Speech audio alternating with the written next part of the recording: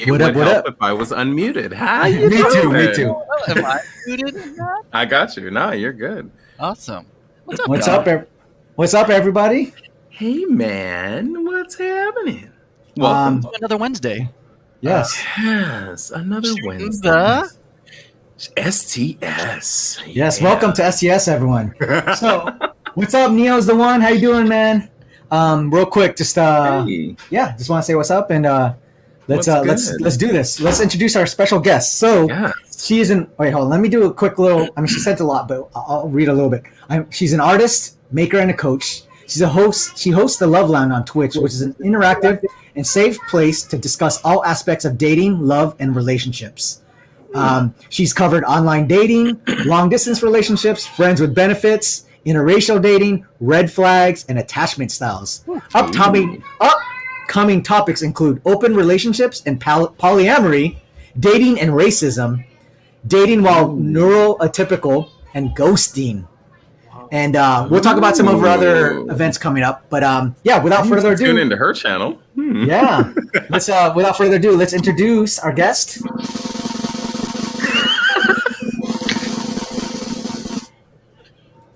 Boom, TanyaCalifornia. Hey everyone. Welcome. Welcome. Thank you. Heyo. Awesome. Marcus, can I just say I loved your facial expressions while he was reading my intro. You were like, no, an artist, a maker, a coach. So Who thank would have you. thought? Yeah. You're quite welcome. Yes.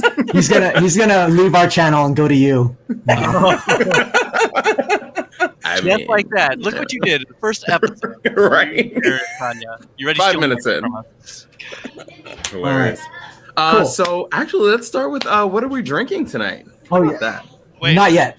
not 10 yet. minutes. Not yet. That's correct. We are not drinking anything but Yes. smart water. Water. There you go.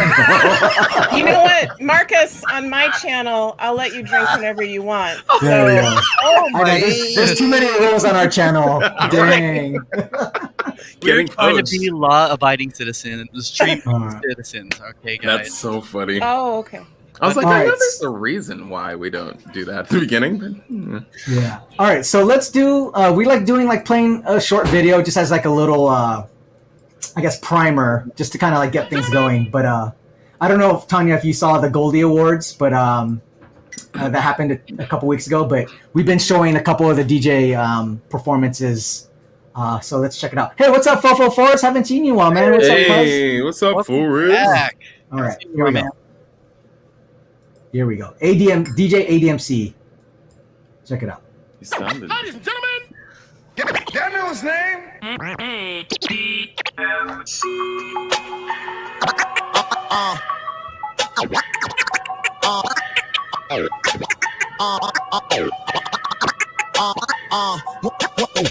One thing about music, when it hits you feel no pain. And I swear I got this shit that make these bitches go insane. So they tell me that they love me, I know better than that, it's just game. It's just what comes with the fame. So I'm riding through the city with my high beams on. Can you see me, get your Visine on. Y'all just do not fit the picture, turn your widescreen on. If you thinking I'ma quit before I die, dream on, dream on, dream on, dream on, dream on, dream on, dream on, dream on, dream on.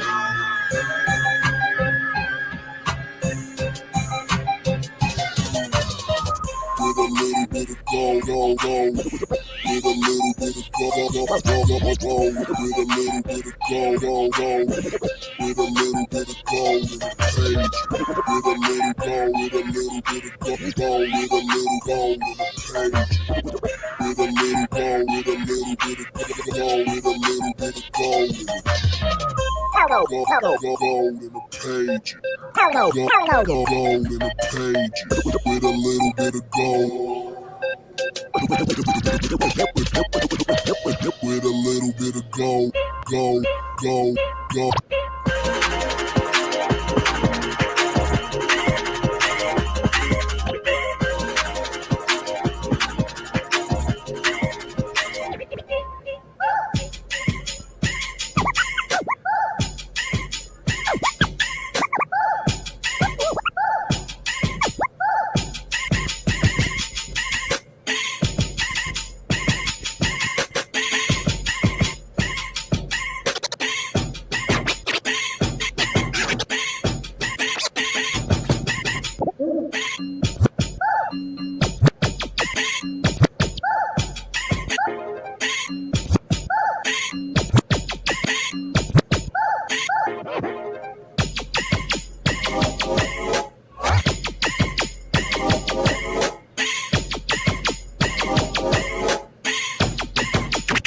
don't talk shit, bitch. I don't talk shit.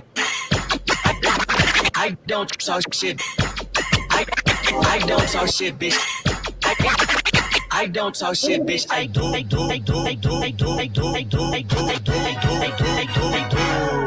said I do. I do. You know I do. I said I do. You know I do. I said I do. You know I do. I said I do. Get money, make new money, get money, make new money, get money, make new money, get money, hey. Yeah, cell phones out. Yeah, cell phones out when I roll up.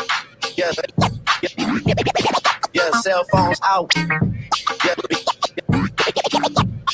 Yeah, cell phones out when I roll up. Yeah, cell phones out. Yeah, cell phones out. Yeah, cell phones out when I roll up. Hold up. Hold my phone. Hello. You've reached the competition. We're unable to take your call right now as we are currently reevaluating our career choices. Please leave a message after the beep. As one. Lazy Boy. Eric J. Tell a hater I said. Dynamics. Precision. Fumi. Tell your bitch I said. Yes! Michelle! Fuck you too! Nah, that's fucked up, bro. You ain't have to goddamn bring the kids into it. If I get rocked, this shit for my kids, nigga. That real shit. Man.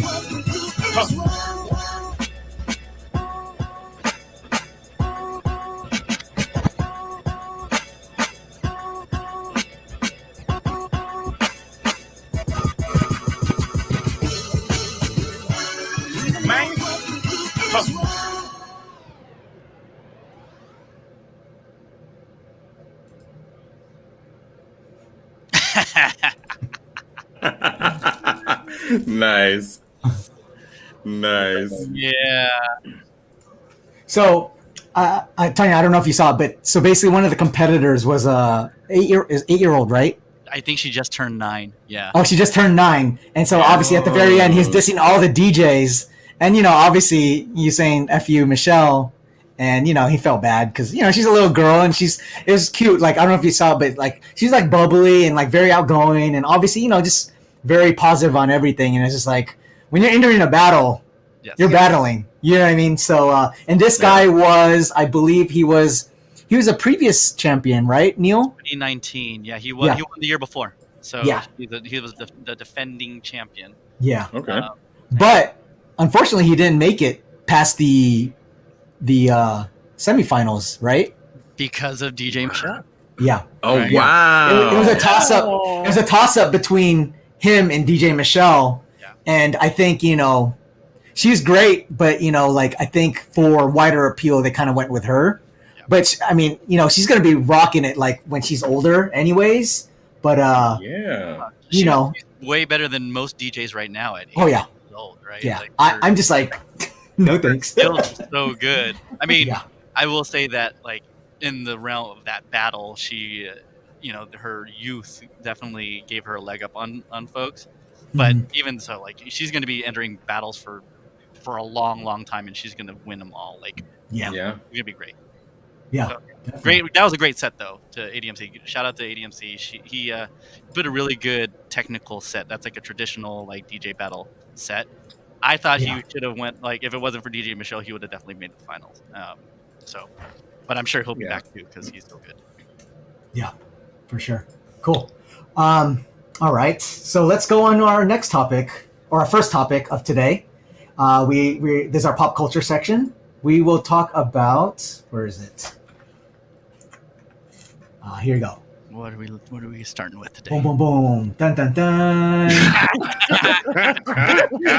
Surprise. Word, right? All right. So, I think I put this one in the sheet. Yeah. So, if anyone has been paying attention to the headlines, Pepe Le Pew is officially canceled. So this started, I think it was last week, where they were scrubbing him out of Space Jam, the new Space Jam with LeBron James.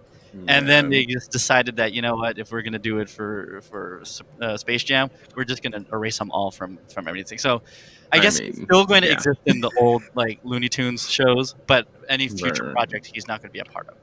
And I mean, for good reason. Yeah. Right. Like, way too rapey. Yeah, so like just a lot. Well, stalkerish, rapey, handsy. It just brought back, and we talked about this in the chat earlier this week about Dave Chappelle and how he revisited the whole Pepe Le Pew of the old. And yeah, he definitely like was way misogynist, very overbearing. And like as kids, you're like, didn't take no for an answer. Right.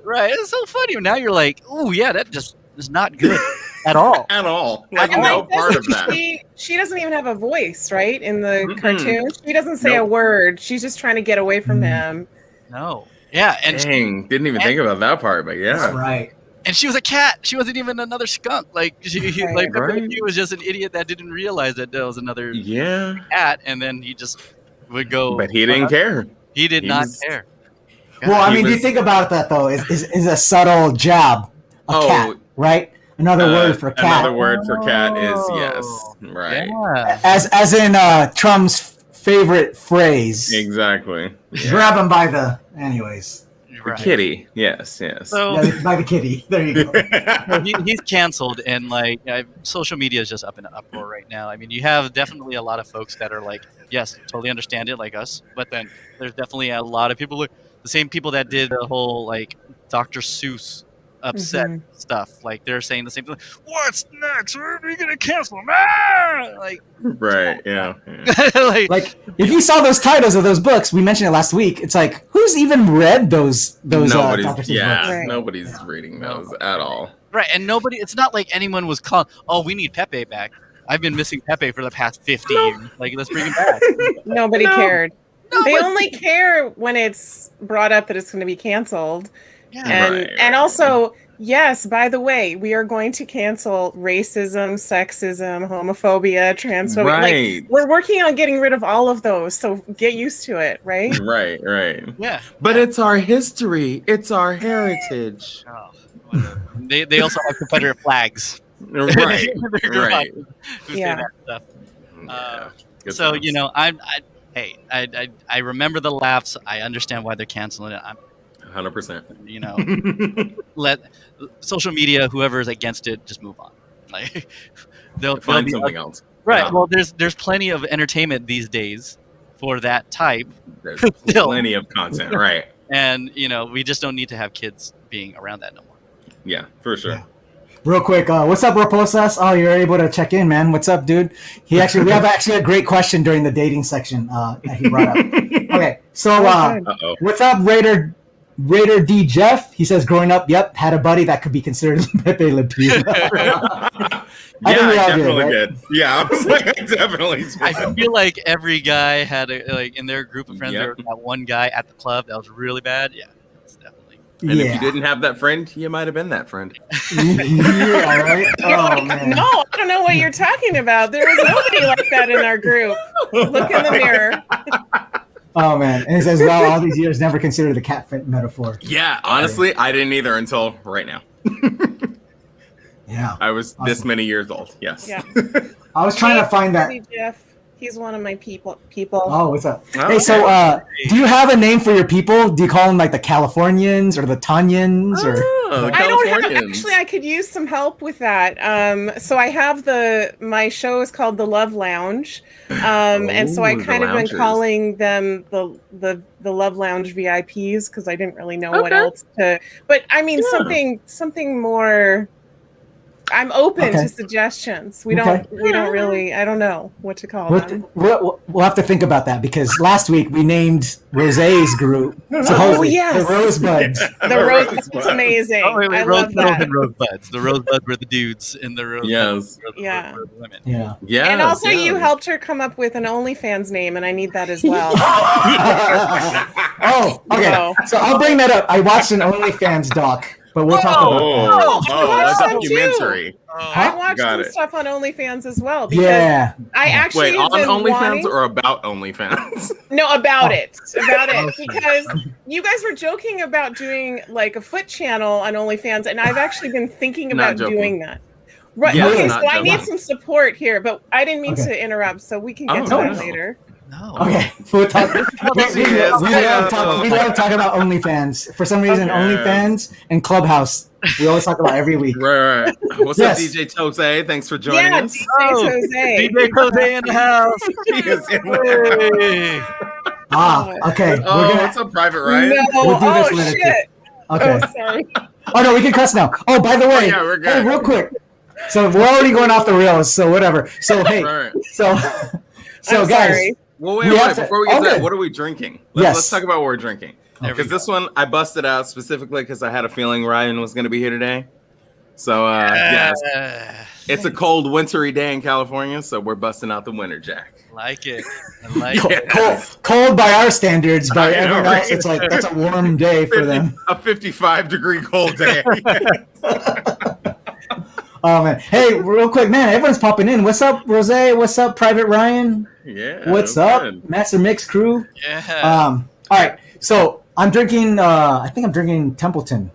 Oh, Oh, no. nice. Yeah, dude, Classic. that's a generous pour, bro. Hey man, because we're gonna celebrate real All quick. night long. Yeah, Yes. I love it. I All love right. it. You, And Neil? I got this is a blended scotch. It's called Samaroli. It has like a really Italian name, but it's a scotch. It's pretty good. Okay. Nice. All right. Tanya?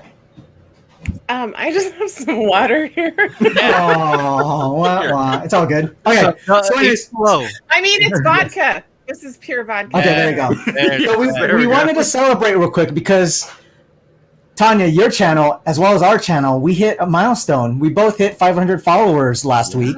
So cheers. And Cheers. real quick, shout out real quick to DJ Rose who just hit 1K followers, 1,000 followers Yay. last night. I Sick. believe. So cheers, everybody. Cheers to everyone. That's awesome. To many more. Hey, what's up, J Love Jen? What's up, Miss Prestigious? Yeah. Okay. All right, let's move on to our topics. I'm also All right. having a float tonight, so yeah. Oh, Okay. nice combo. All right, Yeah. so our next one is. Ooh, here you go. This is a good one. So Triller. Here you go, Neil. If you want to, I think you're gonna bring this one up. Oh yeah. So I just learned last night that Triller is going to buy the Timberland Swiss Beats Versus. Really? Yeah, and I'm sure a lot of you have heard about Versus. It was a live Instagram kind of artist battle where they have like iconic artists kind of go catalog for catalog and just kind of celebrate themselves, right? Like there was the Risen, Premier, Brandy and Monica, E40 and Too Short, Jill Scott and Erica Badu, and a whole bunch of others. And that was fun on Instagram. But now, I guess because Triller bought them, it's all going to be exclusive on Triller. Now, obviously, this is a way to bring more people to the Triller platform because right now TikTok is killing it in that short form video. Right. Instagram's trying to get in, Snapchat's trying to get in. So this is Triller's way of trying to bring an audience over. We'll see how it goes. Interesting. Yeah. It kind of makes sense because those battles were really fun to watch live, but we'll see how much we'll bring them over to Triller. Mm-hmm. Yeah. And Triller did they do which fight did they fund? Or they did the Jake Paul Nate Robinson. The Jake Paul. one. Yeah. So they're going after a different audience altogether. So we'll see how it plays out. Is anyone here on Triller? Tanya, Mark? No, I don't even know what Triller is, to be honest. This is the second time I'm hearing of it. Before the first Reels time was the fight. Right. Yeah. So before Reels was launched, basically it was TikTok and then a whole bunch of just kind of other copycats. Triller was the main one that was going after TikTok. Oh, fascinating. And there was a lot of speculation that Triller was going to buy TikTok and all this other stuff. So they definitely have a backing. And I think when Trump was being banned by a whole bunch of people, he was going to end up going to Triller, but I don't know what happened after that. I think they probably canceled him too. Probably. So Here's kind of what it looks like. Yeah, it definitely looks pretty much like a TikTok. Yeah, it looks just like TikTok. So, but we'll see. We'll see how if it catches on or what the. What is that? Whoa, Julius. I got to scare you. Sorry. Goodness. All right. that again. Don't want to get banned. Okay, here we go. Speaking of the OnlyFans page. Right. Yeah. I know. Goodness. Okay. Is that the Necro OnlyFans? OnlyFans Necro? No, because there was a woman with her feet up. The thing he ended I look like on. J-Lo. Yeah. Oh, so True School. Hey, what's up, True School? He says, can't you make music videos on Triller? Maybe. I mean, you're supposed to be able to do everything that you could do on TikTok. Right. At least you could do that, but I don't know, like, full on, like, 5-minute videos or anything. It's so interesting how, like, certain platforms either take off and others don't. You know, I mean, like, look at what came before Facebook, right? You had, like... Yeah. I can't even name them right now, but there was a ton. MySpace. Yes. Friendster. Zanga. Yes. Oh, yeah. Zanga. Yeah. Oh, wow, yeah. Asian Avenue. Black Planet. Yeah. Shout out to everybody. Or what's the blog one that everyone was on around that time? You know, I had one. Live Journal? No, not Live Journal. Oh. No. I had one. Like Zang. No, I can't remember. Someone in the chat. It was Zanga. No, not Zanga. Yeah, someone in the chat. If you guys were if you were in one of those channels, let us know. Yeah. Wasn't there also one called like Tribe or something? Yes. Yeah. Yes, that one was. Yeah, that one came out around like the MySpace Friendster time too. Yeah. So I came upon this through a friend. I thought this was really interesting. I think I didn't curate today at all. We're all over the place. Yes, it is kind of related though. Did any of you guys see this? What is this? No, I did not. Made for Love. No. Okay, here you go. Check it out. See if the lyrics or if the voiceover sounds familiar. Did you ever actually love me? I look and stare so deep in your eyes. I touch on you more and more every time. When you leave, I'm begging you not to go. Call your name 2-3 times in a row. Such a funny thing for me to try to explain how I'm feeling and my pride is to blame. Because I know I don't understand you. Just how you love to do what no one else can. I left Byron. Why? What did you do? Your loves He put a surveillance chip in my brain. got me looking so crazy right now. Crazy right now. Your loves. He is just watching all of this play out. Looking so crazy. Crazy right now. What about our vows? Crazy right now. Together, we will become a singular living God. You agreed to this. I thought those were metaphors! Wow. So that was Ray Liotta, right? Is that his name? Oh, no, Ray Romano. Ray Romano. Oh, sorry, Ray Romano. That's what I meant. Yeah. It was a Ray. You were close. But I find it so interesting. Starting to see a lot of these trailers are trying to find creative ways of using, for instance, like Jordan Peele's movie where when he used the Loonies. I got 5 on it, right? With the strings. Oh, sorry, Us, right?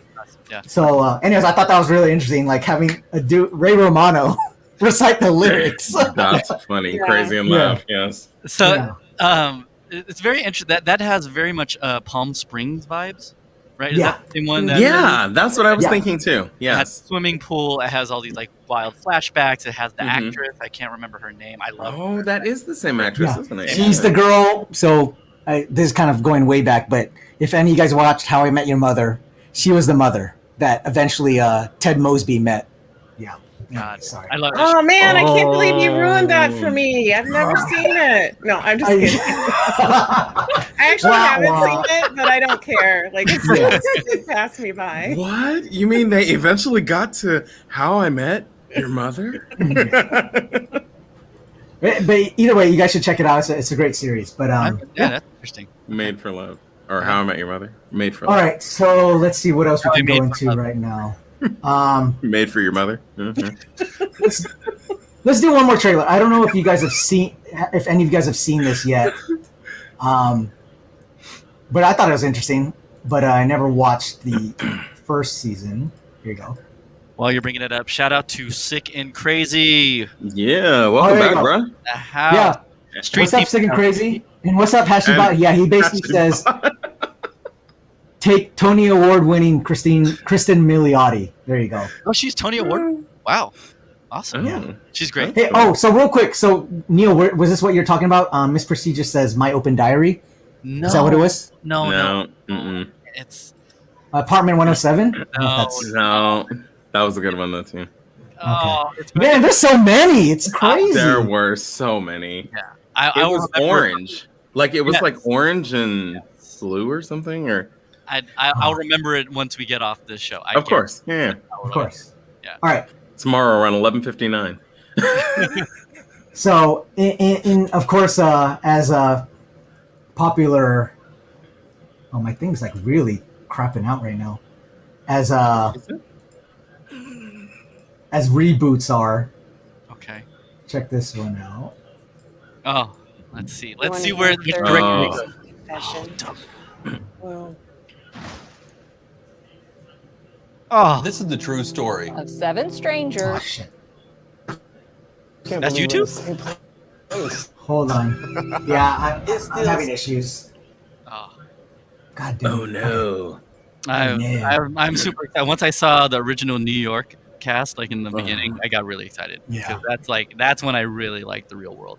Like the later on where it started to like blend with Road Rules, I was like, yeah, no. The original, Real World, and so Real World and Road Rules separately, great. yes, Together, not so much.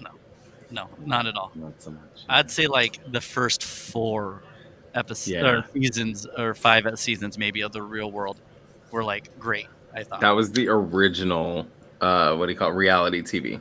Yes. Yes. It was relatable. It was interesting. It was Right. pretty, and then all of a sudden, Definitely TV. I shouldn't have been watching at that age, but yes. Right. But then all of a sudden, it just got super sensationalized and just like little like turned into Big Brother, basically, which is its own different type of category. I could appreciate. Well, I was gonna say, I think it actually started turning into Jersey Shore. Yes. In the sense that it was just drama, like unnecessary drama. Right. We're gonna have to skip that. Sorry, guys, for now. My computer's crapping out. But let's talk about. I know. Sorry. Wah wah. Okay, so real quick, let's. God, man, my stuff is not working right now. Can one of you guys screen share Coming to America? The just want a review. You want the trailer? You know what? I'll just do it here. Here you go. We're just gonna do my. Here you go. Coming to America. I know it all went weird. So, Coming to America came out this past weekend. It did. I think all of us saw it, right? I did. I saw it. Yeah. So Roger Ebert gave it only 2 stars. Understandably so. Yeah. Yes. So let's go ahead. So Tanya, tell us what you think. It got that many. Tell us what you thought. So I love the. Oh, hey, Party Rocker DJ Kev G. He liked it. So I loved the original. And am I allowed to? Should I not do spoilers? Should I just? Yeah, avoid spoilers. Are there spoilers? Avoid spoilers. Well, Okay. I don't want to ruin it for anyone who hasn't seen it, but I guess I can say this. I was disappointed with Lisa and Akeem, their relationship, which was like the cornerstone of the original movie. And I understand they're kind of doing it for a younger audience and stuff, but because they were doing so many throwbacks to the original, they obviously knew it was going to be for returning fans. And so I just thought Lisa, the actress seemed almost like she didn't want to be there. Like she seemed kind of stiff and then, well, I won't say any spoilers. So there was that part of it. And then I also felt disappointed that just things hadn't changed, I guess, in the 30 years. They were still, operating on these old tropes. And they basically just did a redo of the first movie. And so there was like a lot of fun guest appearances and like some funny jokes and stuff. But I just was sort of like unmoved and uninspired while watching it. I really wanted to love it because I love the original. Yeah. I mean, go ahead, Neil. No, go ahead, please. I was gonna say, what do you think, Marcus? You seem to agree and have strong opinions about this. It's I watching the movie. I mean, I knew it wasn't gonna live up to the first. That was there was no doubt about that. But I just didn't want it to suck. And I can't say it didn't suck. Okay. But I can count definitely on probably 3 fingers how many times I mildly chuckled throughout the movie. Like at a new joke. Like there were a lot of flashbacks and the nostalgia and things like that. And so that was kind of like, okay, cool. But I did not laugh at this movie at all. No, a lot of the jokes, I mean, again, to Tanya's point, like they were just rehashed, if anything. Yeah. Right? And anything that they tried to do new it fell flat, I thought. Yeah. Like, the new actor that was introduced, whatever, right? Yeah. Yeah. It was like, The son. Yeah, the son. Yeah. Like he wasn't like dynamic or anything. Like the storyline around that was just kind of like, all right, whatever. Yeah. And I do think that they went too hard on the throwbacks. I mean, there's because the original one had so many to like that people would want to see. I get that. Yeah. But like, I think because of all that, it took too much of like trying to be creative to like build out a new storyline because they had to fit in all the nostalgia stuff. And I mean, but apparently that they're going to bring back to they're doing it again for coming 3. Yeah. Which he doesn't like our review. Okay, Kev, what was your favorite part about it? If you can share that without giving spoilers, because maybe I'm missing something. I want to know. I mean, I thoroughly enjoyed Leslie Jones. She was great. She kind of like held it all together, and usually sometimes her brand of comedy gets a little too much. But this kind of like it felt right. It was appropriate, yeah. Tracy Morgan was kind of whatever. He was Tracy Morgan. Yeah, he was true to character and form. Yeah, right. Nothing amazing. True. I'm not a huge Tracy Morgan fan. I mean, he's all right. Like, I agree with that. Yeah, in some instances he's great, but like, there are other times like, it's just like the majority of the time, he's like, yeah. Like, okay. But I mean, I guess also, and I'm curious. This is what I was thinking too, because my wife was like, when we were watching it, 20 minutes in, she was like, "You're really making me watch this right now." And I was like, I mean, this is Coming to America. I'm a big fan. I love Eddie Murphy. Yeah, right. Yeah, all those guys are Hall. Yeah, but what I was thinking, like, because of the fact that they're trying to go after the nostalgia, and this was probably originally planned to premiere in theaters. Do you think that you would have liked it more if it was in theaters, or would probably you like it less? Like the feel of everybody. Yes. Like, maybe. Right? Like it's something like you said. I think what you're saying is like it's something that's more enjoyable with a large audience as opposed to at home. I think so, because there's so much in everyone knows the story of Coming to America, or a lot of people know the story of Coming to America. So whoever's in the theaters were there to kind of relive that nostalgia. So kind of being together in the theater to like experience it and then laugh with each other. Maybe that would have added to it, but like because it's such an insular experience just watching it on Amazon. But you know what though? I think the majority of people, at least of our generation and younger, we saw the first one at home. Yeah. Because I was, looking it up, and that aired in 1988. Yeah. So most of us were barely coherent at that point. That's true. Hey, be careful. This audience is very mixed in age. Come on now. No, I get that. But I'm just saying still, though, like the majority of people saw it, the original one from home anyway. So...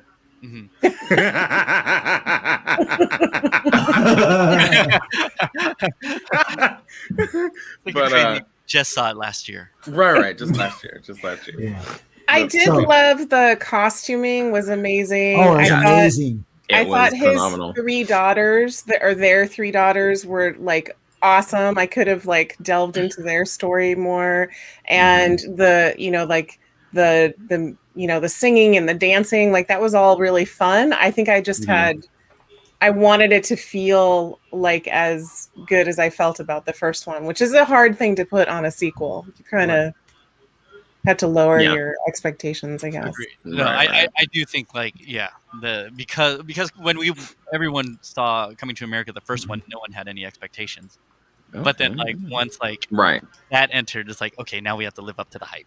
Right? But also 33 years later, like yes, you know, that also kind of adds to it's like you waited this long, you better come with some fire, because otherwise you should have just left it alone. Like, are we just chasing a paycheck at this time? Like, just putting out some content because everybody's stuck at home? Or, like, do we really have something? And I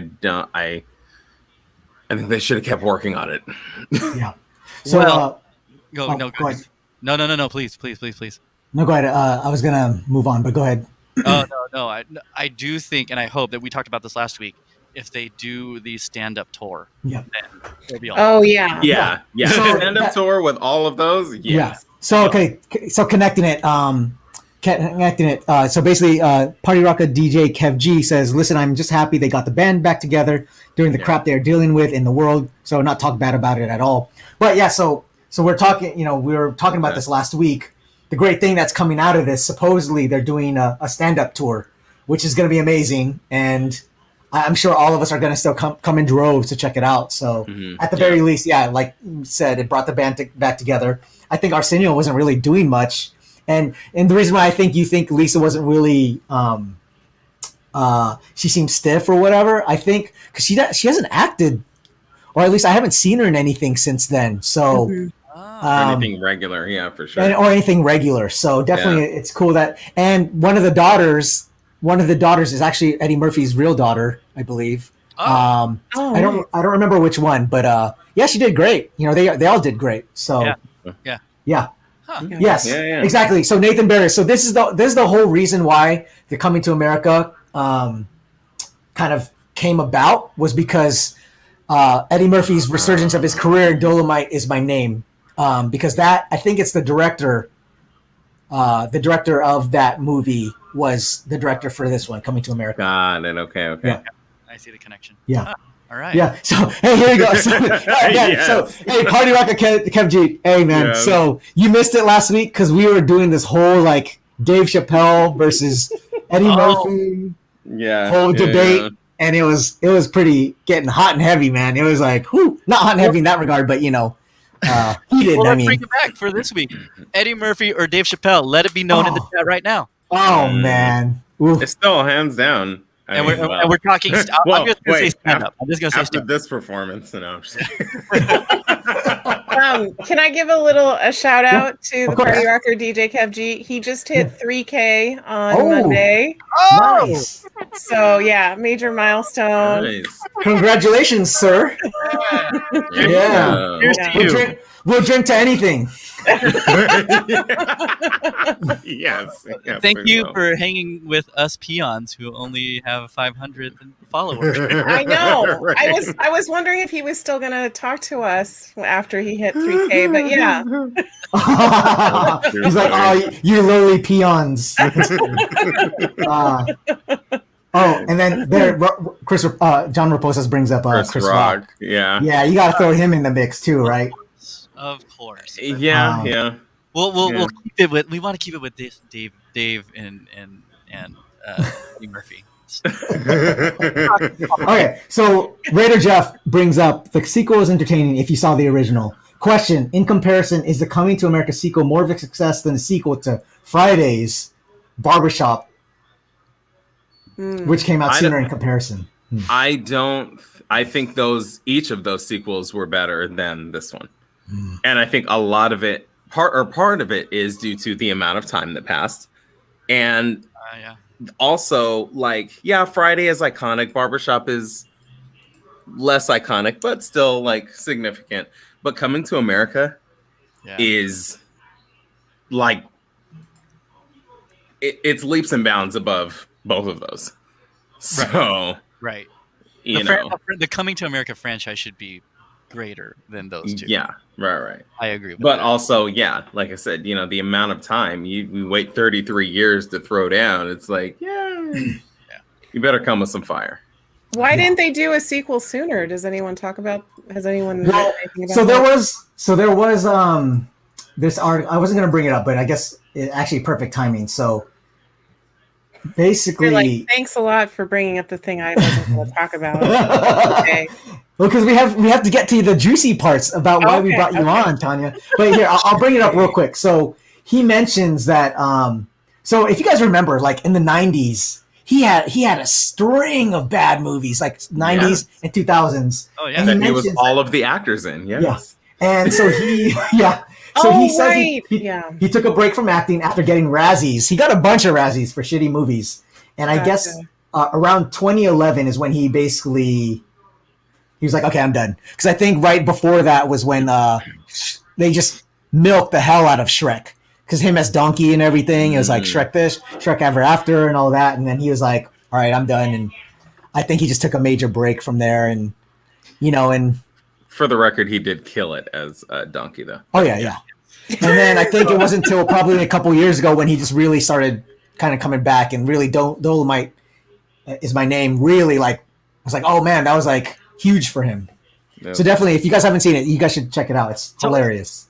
Why did he stop cussing?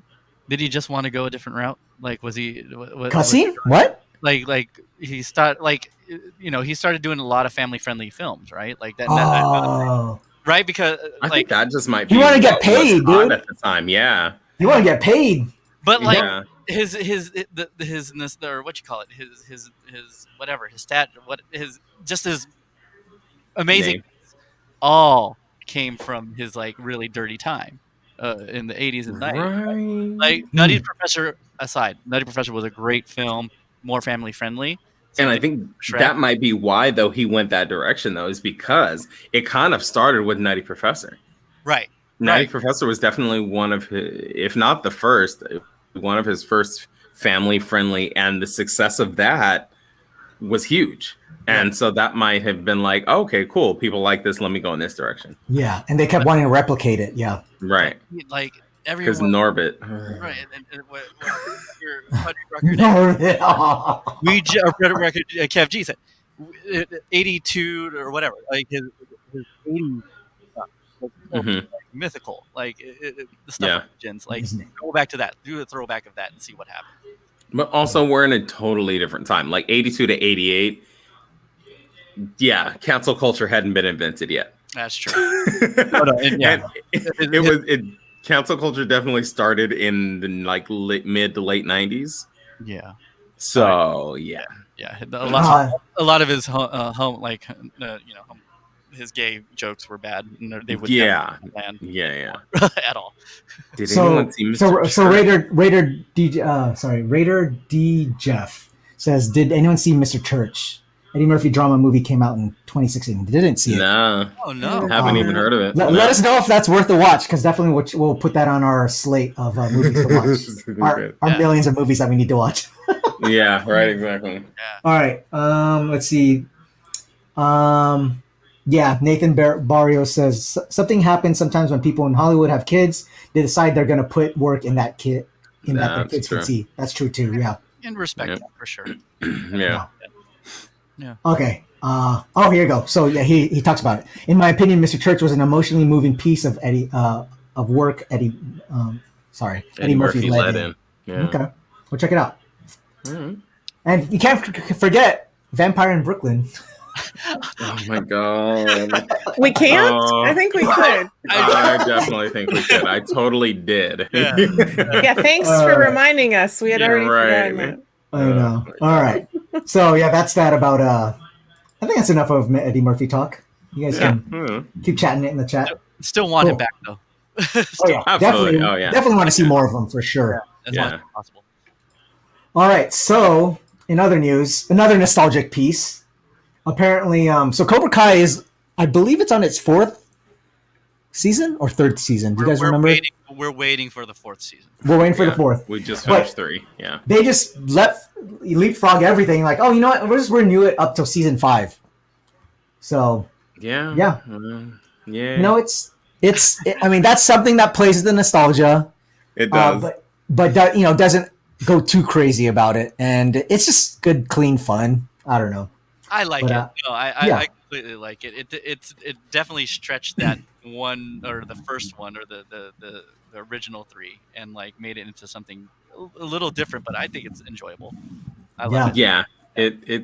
I ended up watching it largely because, we talk about it a lot here. And so it's a little cheesy. It is. Of course. And I wasn't expecting that. So that was a little like, okay. But really? I was not expecting the cheese. But I did watch all the way through till the end, and I'm looking forward to more. See, so you secretly like it, Marcus. It's I okay, do. man. I secretly like it. Yeah, What about very you? secretly. Have you seen any of it? Tanya. Oh, sorry, I didn't hear that you mentioned. No, I haven't seen any of it. Sorry. Don't worry. For me, literally like 2 months ago was when I started watching it. That was because it came up so much on the show. I was like, maybe we should check it out. Yeah, I think they lean hard on the cheesiness because it's 80s and they want to make sure that they play up as much 80s as possible. Yeah. Yeah. What's up, Ro Orenzana? Hey, man. Hey, I should have asked him to send a profile to me. I totally forgot. But I know I know he's dating someone right now. So. Yeah. Is that Roland? He's off. Yeah. Oh, he's he off the changed his market. name. He did. Okay. So I'm going from happy news to sad news. So I know my curating is amazing. Okay, so if you guys saw Kim's Convenience was what is it on season 4? Season 4. No, season 4. Yeah, so season 4. Yeah. Season 5 is about to come out, I believe. They just finished filming it. And yeah, unfortunately it's going to be canceled. No. Wait, no. Yeah. I think we did season 5 because the season that was getting ready to come out is what got canceled. They've aired, if I'm not mistaken, they've aired everything that they've shot already. And this next season. Oh yeah, he did. Yeah, they've already aired season 5. No. So it was season 5 that they stopped at, and season 6 is what they were getting ready to start shooting. No, you're wrong. Okay, good. I think. Wait, okay. So I'm looking at Wikipedia. It says first aired January 19, 2021. Yeah, no, they aired. They did 5 seasons. That's right.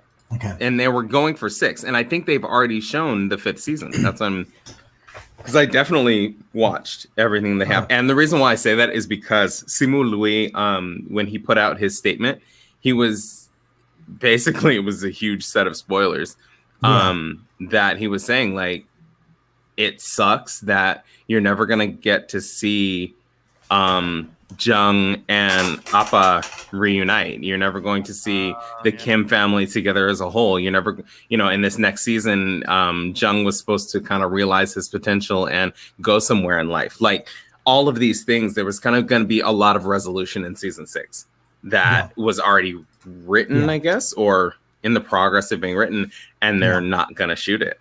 And so, why did they decide to stop shooting?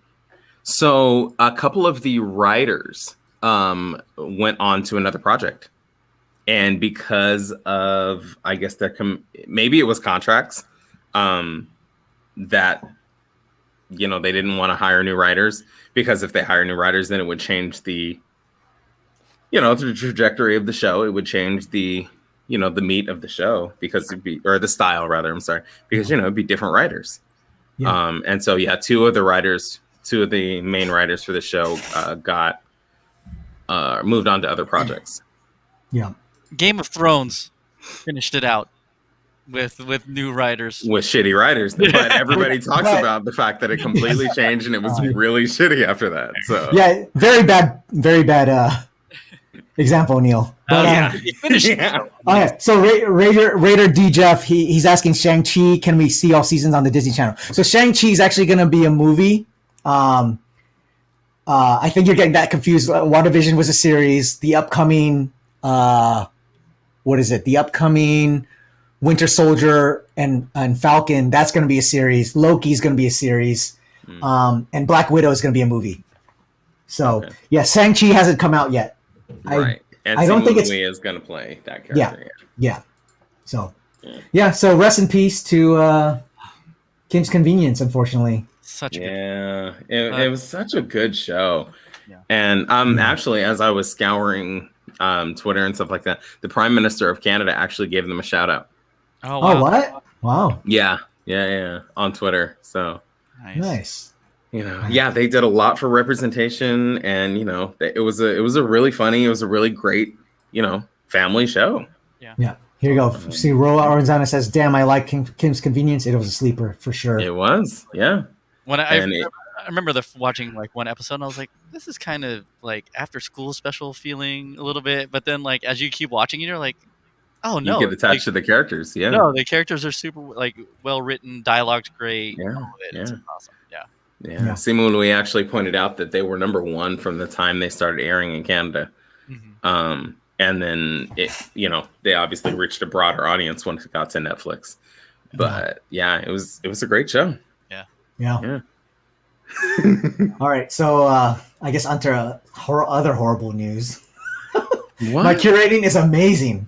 Oh, geez, like going from TV shows to this hot mess. Right. Way to bring it down, man. Yeah, here we go. Let's see what the chat thinks about this one. So this happened in San Francisco, and it's basically a video of a woman, or it was 3 women in an Uber, and they were living, let's see, I think around the Bayview district of San Francisco. And this gentleman picked him up, and like they were totally disrespecting him and taking off his mask, and like I'm sorry, one of the women wasn't wearing a mask, and so the driver's like, well, wait, let's go to the gas station and we go buy a mask so then we could continue this ride. The woman then did not want to do that and started to fit. So then the driver then pulled over and wanted him to get out of the car, and then all hell just kind of broke loose after that. I'm not sure if you want to show the video, Julius, or not, but you know, this is pretty ridiculous. Yeah, who wants to see it? You guys want to see it? No. Just 20 seconds. I mean, I'm down. Yeah. You it's okay. Go ahead. I've already seen it. Actually, I'm gonna get some water while you reshow that video. Of course. Okay. We already went down the downward spiral, so might as well just. I know. Yeah. Keep going now. Oh, sorry. Sorry for the advertisement. Commercials. This stream is not brought to you by Asus. Right. Right. Wait, this is brought to you by Jack. Show your Winter Jack. Yeah, Winter Jack. There you go. Fuck the man. Fucking it, and I got corona. What you gonna do? What you gonna do? My property. You about to get your ass for shit. Now you about to get beat the fuck up. Yeah, now you about to get beat the fuck up. Now you about to get beat the fuck up. What's up? You don't touch my property. You don't buy it. You don't buy it. I bought it. I work hard for it. You're not in the middle of nowhere. So what's up? go. Bitch ass Did it like this? Take us out in the middle of the fucking thing. Are you stupid? I really have to like do something. Did I told you to get out in the gas station? You didn't. God, just hot messes all the way around. I don't know how old the women are. I do know that the main woman that was yelling, she is actually an Instagram personality. Influencer? She I think she does dog breeding or something like that. I don't know. It's kind of random. And she also there's a video. Yeah, so she's talked about like she kind of admitted fault, but at the same time she was still kind of defending what she was doing at the same time. That was bull. Yeah. But, yeah. So the fallout from all this was that, you know, in the video she said like, that's why I ride Lyft instead of Uber, like F Uber. Yes. I ride Lyft. And then Lyft saw that and went on and was like, nah, banning her. So now she can't ride either one. So which I thought was the funniest. Yes. Yeah. Yes. This is why I give props to people who do the ride, the ride Lyft sharing. or Uber ride sharing. Yeah. Oh. I'm like, man, because you're literally there alone and you're basically being the customer service and representing this company, and you kind of have to like stand your ground. And you can't go to a supervisor or anything, you know? In the middle of a pandemic too, right? Yeah. The close proximity in the middle of the pandemic, and like you're your only security. Like it's such a tough situation for the driver. Yeah. So props to him for dealing with that, and then at the same time feel bad for him. Hopefully, it sounds like the woman being banned left and right. We'll see what else happens from a legal perspective. Yeah, I honestly think more should be done. Like I think there should be some disciplinary action taken. Raider D Jeff, man, I would have started that car, gained a bit of speed, got out of that car while I was rolling, and let Faith handle the rest. That would be an expensive lesson, but I mean, hey. There was one point in the video where it seemed like he was like debating getting out of the car, but it seemed like he was, nervous to leave them alone in there. When she was grabbing his phone, it was clear they were just gonna fuck shit up, Oh, they would have. If he left the car, they would have totally drove off. Totally. Yeah. That's probably why he hesitated for a second. He's like, "Wait a second, this is my car." Right, yeah. Like if it was a company car, it'd have been like, "Hey, you know what? Let them have it." Yeah. But everyone, just be careful when you get in the car with Raider D Jeff. Just to let you know. Let's make sure he's not anger him. Yeah, let's make sure too he's not really an Uber or Lyft driver too. Yeah. If Raider D Jeff comes up on your Uber or Lyft as a driver, tell me what I should do as a rider, sir. I will do whatever. It's a natural selection. Let's bang this out real quick. I went and also got some bourbon too. There you go. Cheers. Cheers. Yeah, cheers to 500 and 3,000. And 1,000. And 1,000. We got the 1K crew, got the 3K crew, got the 5 hundo crew. All right. Oh, that sounded a little sad at the end. Oh. Hundo crew. It's okay. We're gonna get to 3K. All of us. We're getting there. For sure. Okay. So previously we talked about NFTs, aka non-fungible tokens. Anya, do you want to kind of talk about that? Because I'll bring up what I saw recently, so people kind of know what non-fungible tokens are. I actually don't even know that's if that just replaced crypto. It basically is, or it's kind of. Oh, I'm like, what is what? Well, yeah, I guess it's faster to write than crypto, but it's basically the same thing. Yeah. So yeah, it's booming now, and and on top of that, that's what's also basing all those NBA Top Shots and all these other collectibles that are happening right now. So that's kind of all put into one category called NFT. Yeah. So I was talking about this with some coworkers today, and check this out. It's crazy. Okay, so this whole NFT craziness is going like crazy. So now people are creating digital art and selling it as, NFTs, much like the Top Shop thing. And these things are selling for thousands of dollars. Look at this. Oh, so they're selling for mainly Ethereum. So I don't know what Ethereum's the cost right now is, but so what, I think Ethereum's 4,000 maybe? $4,000 to what? It's only it's only $1,800 right now. Okay, 1,800. So look at this. So this thing right here is 0.1 Ethereum. So if you do the math on that, that's what? Let's see. 1,800 times 0.01. $18. $18. $18. Okay, that's not that bad. Okay, so but as you can see, obviously they're bidding on it, and obviously the price is going up, and it's really you're buying these digital pieces, it's bananas. Here, and I'll show you another one. Here's another one. Larva Labs. It's like Pogs. Exactly, right? So check these out. So these are little things that you'd see clip art back in the 90s. Sure. And look at this. 36,000. What the fuck? Oh, no, that's not. Yeah. For real. Look. You sure that's not in sim dollars or something? No, that's for real, dude. Well, that's gotta be bells. That's gotta be from Animal Crossing. That's how many bells it costs. Is it? Yeah, look at this. No, so I don't know. The lowest price punk currently for sale is 18.9 Ethereum, which is $34,000 US. Wait, Oh okay. my God. Okay, so hold on. Where do you showcase these things? Like, That's what I don't know. On Caesar Salad Productions. Yeah. Right. Well, so Clearly. I'm saying, like, okay, so like if you get a Warhol or if you get some sort of like, fine art, whatever, you put it in your house and then it's a great investment. Like, where does this live? Like, how does this live? Like, Top Shot, like, okay, you got your own account, but what is that? Oh my goodness. I was gonna say, like, we shouldn't knock this because we're gonna have to talk about OnlyFans, where you put a price on each picture, and I want the people who are willing to pay $3,000 for this, they're gonna pay $3 for a picture of my toes, and I like that. So I am down for $3. Hell yes. Yeah. Paint it a different color too. Like if you want to paint it like a Christmas tree. White. No, remember white is the color. Apparently. Oh, white. That's right. White toenails. White. Yes. Nails. That's right. That's right. White nails. That's dirty. That's what's hot right now. Oh, you're a party girl. You're a party girl. You wear white toenails. Apparently. That's word on the street. That's hilarious. So that is insane. Right? It's amazing. I just...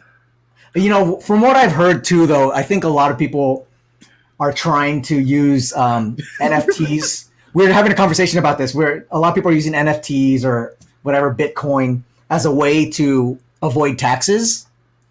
Yeah. Except okay. I had so I did my taxes this year, and my tax professional asked me, did I purchase any Bitcoin or trade any Bitcoin? Apparently there is a way to, I guess maybe it's self-reporting, but there is a way to tax you on Bitcoin. Oh, really? Yeah. Like I said, I don't, because I didn't do it, so I don't know if they're like, if I had said yes, if she'd be like, okay, log in here and this is how they tell, or like I said, maybe it is 100% self-reporting. Well, like PayPal, if you earn income on PayPal, they report that. So I wonder if Bitcoin also has some reporting that they do. It depends on, I guess, where you kind of trade. Yeah, where you put it. Yeah, where you trade it, exactly. Because it's meant to be like decentralized, right? But then you still need to do it through some platform, right? In order for it to have value. Yeah. To be able to spend it. Yeah. Like whatever brokerage, Bitcoin brokerage, if it's like a Robinhood or wherever else. Like I'm sure. So Hashibat says it's taxable if you cashed out Bitcoin for US dollars. So as long as it's Bitcoin and you're just purchasing in Bitcoin, then you're fine. But if you turn it into dollars, then right there you go. So yeah, okay. Right. Because then and it's taxed very similarly to stocks. So like if you buy and sell in a short amount of time, then you get taxed on like short term investment. You held it for like a year or 2 years or whatever, then it's considered a long term investment. So very similar from what I hear. And I don't know what any of that means, so that's awesome. So So anyways, if you guys want to buy some NFTs from me, I got great artwork for you. So hit me up. Can we just make something generic from Canva and then start just like reselling it? Right. There you go. Yeah, just make something super pixelated like these guys. Yeah, absolutely. There you go. All right. We could do that right now, actually. Right? I'm sure there's a filter for that on Snapchat. Right. Somebody take a picture of their toes right now and sell it. See. Let's do it. All right. So before we go on to our main event, I guess, let's do one more funny thing or interesting thing. Boom. Go ahead, Marcus. You want to talk about this? Yes, please. I want to know more about this. Okay, so this is hilarious. As if bicycle cops weren't embarrassing enough. These are Pakistani police decided they were going to have another brigade, if you will, of police officers. It's supposed to be in between like foot cops and bicycle cops, so they're supposed to be able to go more places faster than your average foot cop, but also more agile, I guess you can say, than your bicycle cop. And so let's watch the video. Okay, here we go. Wow. High speed pursuit rollerblade. This looks like laser tag. Like, what is going on right now? Oh no, is this real? This is like your best effort? Oh, look at this! Look at the simulation! Yes! All down the stairs! Oh, yeah. Nice! Oh, you got bro. Sponsored by Adidas, by the way. Or What Adidas. armor wears an armor like that, though? Like, Oh, look. Oh. That's just in case the rollerblader slips and falls and shoots. oh my god. Bruh. He shot everybody right there. It only No. works if the criminals were laying on the ground already, and he's like, bam, bam, bam, bam, bam, bam, bam. Oh my. Or he was like shooting like mice or something. Like what?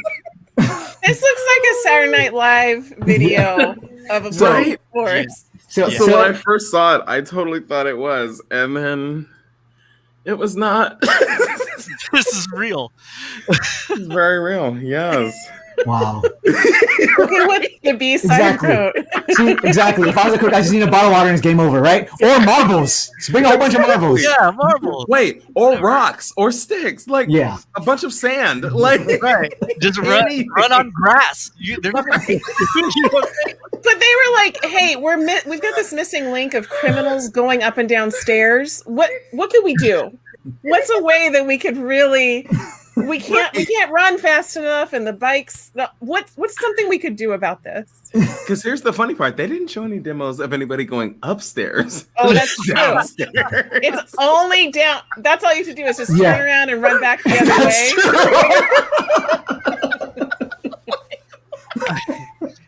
They should have done some like parkour rollerblading. Then I would have been impressed, right?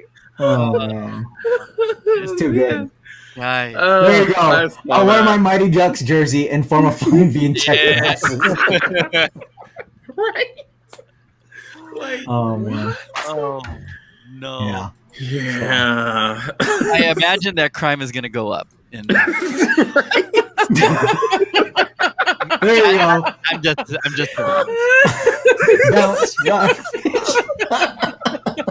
What up, Al? Watch and learn. God. What's I up, the B-side? Yeah, I hope that they start filming like Pops Pakistan with. Oh my I just want god. to see a day in the life of a like now that this year, like this reminds me of like all those bad cop shows back in the day, like Pack Blue. Oh, dude, yeah, for sure.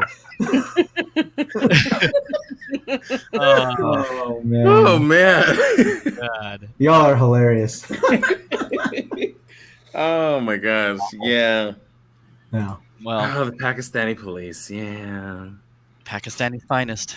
There you go. All right, so now let's move on to our everyone's favorite Oh wait. segment. Go ahead, cue it up, Neil. Oh man. Before we do that, let's do a couple housekeeping things real quick. Want me to fluff your pillow? That's the one I was like, which is the one I was supposed to That's pick? the one we need. Yeah. All right. Housekeeping. I got the drum roll. The 10-second drum roll. I can't even spell your name properly. Okay, here you go. All right, so real quick, just gonna do a couple things. So this Sunday, we have our. It's usually called Sip and Jam, but we're doing a cooking jam with Reina Montenegro. She's a vegan Filipina chef, and she's gonna be doing a cooking demo and a little conversation with us, talking about just like what she's been up to lately, because we've had her on the show previously. And that will be at 8:30 on Sunday. But before that, we're going to have a DJ set with DJ Foxy from 7:30 to 8:30. So definitely check that out. It's going to be a lot of fun. We also do every Wednesday here, shooting the shit, 8:30 p.m. till we get tired of each other. Right. Well, 7 minutes of heaven ends, which is we don't know how long. Man. Yeah. Anywhere then from we 7 also- minutes to 77 minutes. So in March 27th, we have our jam sessions, which is a DJ showcase, 30-minute DJ sets with a little Q&A. That's 8 to 11 p.m. And if you're in Manila in the Philippines, that's Sunday, noon to 3. And we're actually changing up the format for this one. Unfortunately, one of my cousins passed away. And he was a big part of the Bay Area mobile DJ scene back in the in the 80s and 70s. And we're bringing back a lot of the OG DJs to kind of do a little tribute to him. So definitely check that out. So those are our shows coming up, but definitely give us a follow on our channel, and then check out our Instagram and all that fun stuff. There you go. Cool. Right there at the top. We're on Facebook, we're on Instagram, and we're here on Twitch. Yes, sir. All right, so are we ready for the main event, I guess? The main event. Oh, man. Here you go.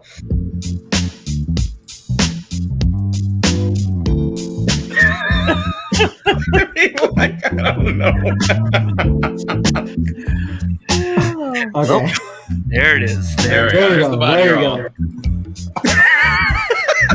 All right, here we go. 7 minutes of heaven with Marcus and Tanya, California.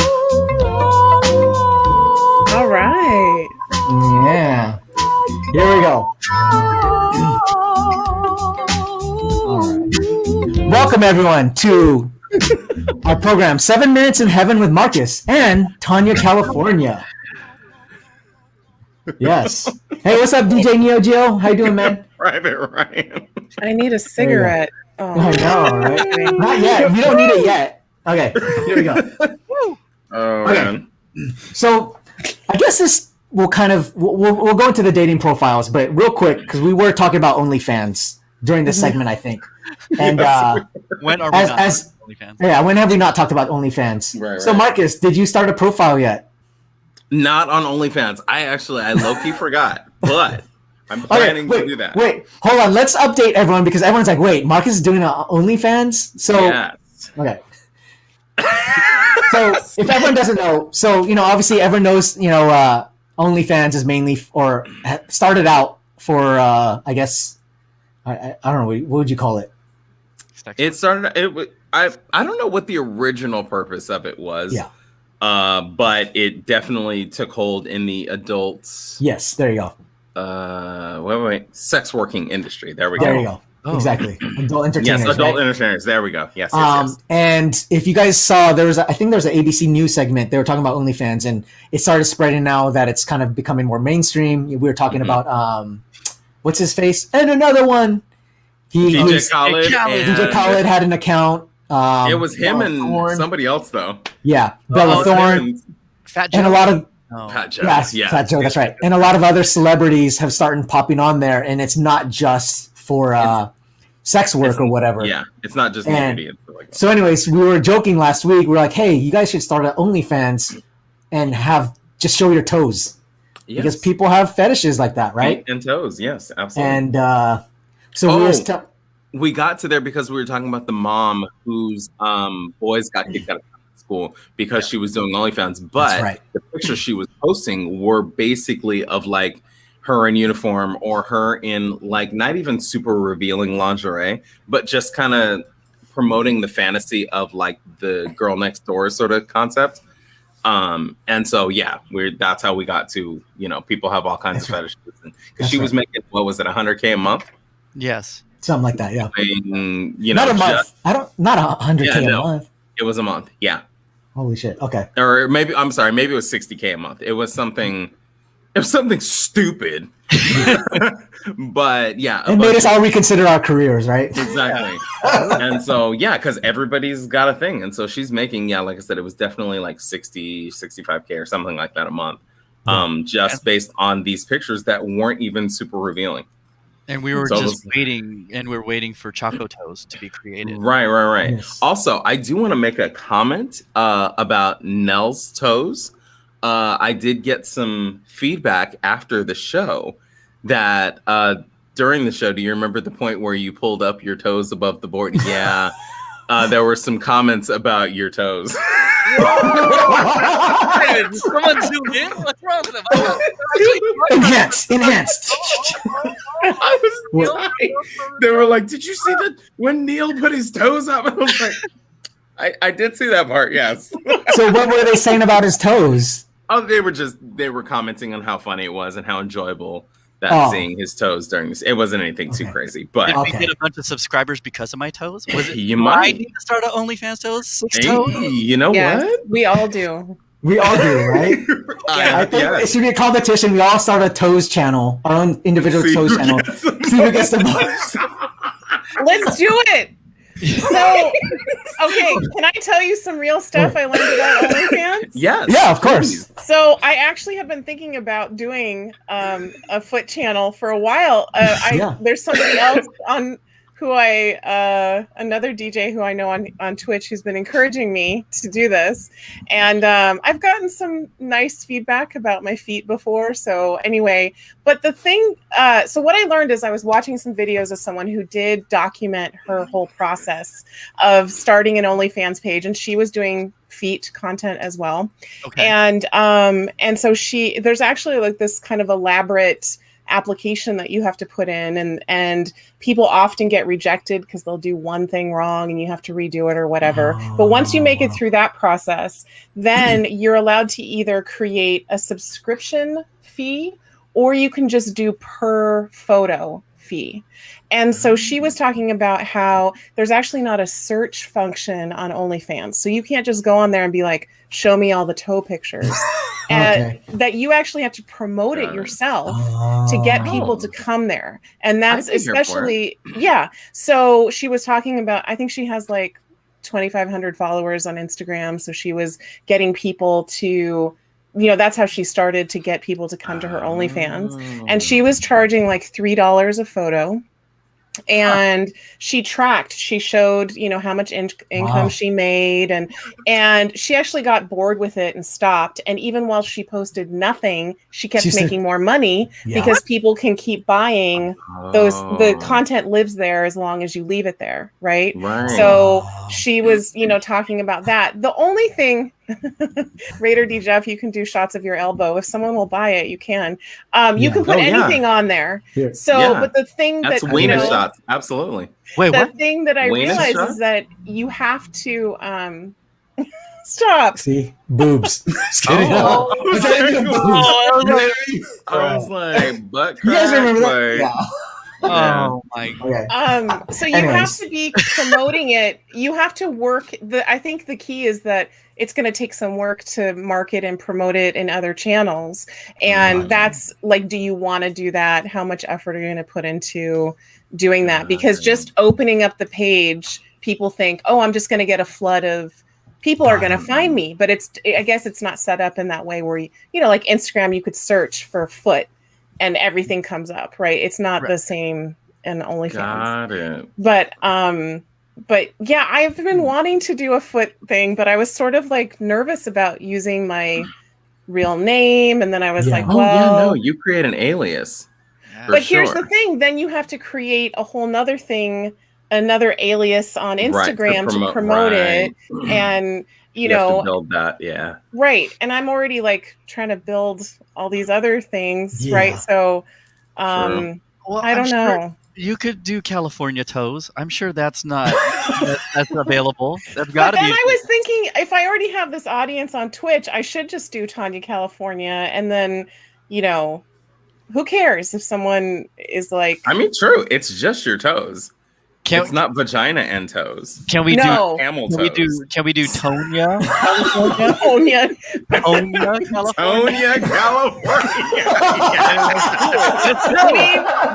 California. Throw one in the chat if you want TOENYA. Tonya, California. Oh, that's a good. Yes. Oh my God, you heard it here first. Yeah. Okay, I'm California toes. There you go. Or that. Yes. Topak Shakur. Oh my God, I love that one. There we go. Write these down. Write these down. Yes, Tonya, California. That one is the winner. Yes. There it is. Easy. And you definitely know what your anthem should be. What should my anthem be? California love. And it's just the pose dancing, like. Oh yes, that would be cool. And they're just like that. Oh, so, okay. Okay, everyone's coming up with names right now. Look at this. Notorious TOE. Yeah. Oh my God, I love that. Tonya. Here you go. The other thing that I learned by watching these videos is that once you get, this particular person allowed people to subscribe for free. Tanya. Wait, you can allow? Wait, hold on. Hey, we're workshopping your name here, Tanya. So let's Toes Anya. write it down. Yes, Toes Anya. That's God. yes. Automatic hotness. Black eye toes. Oh my God.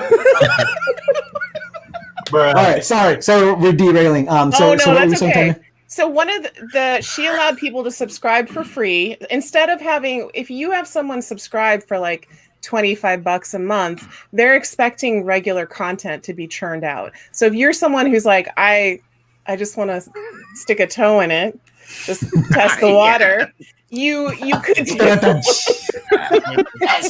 I'm sorry. I know I'm going to be blocked from this channel. No, you're good. Let it go.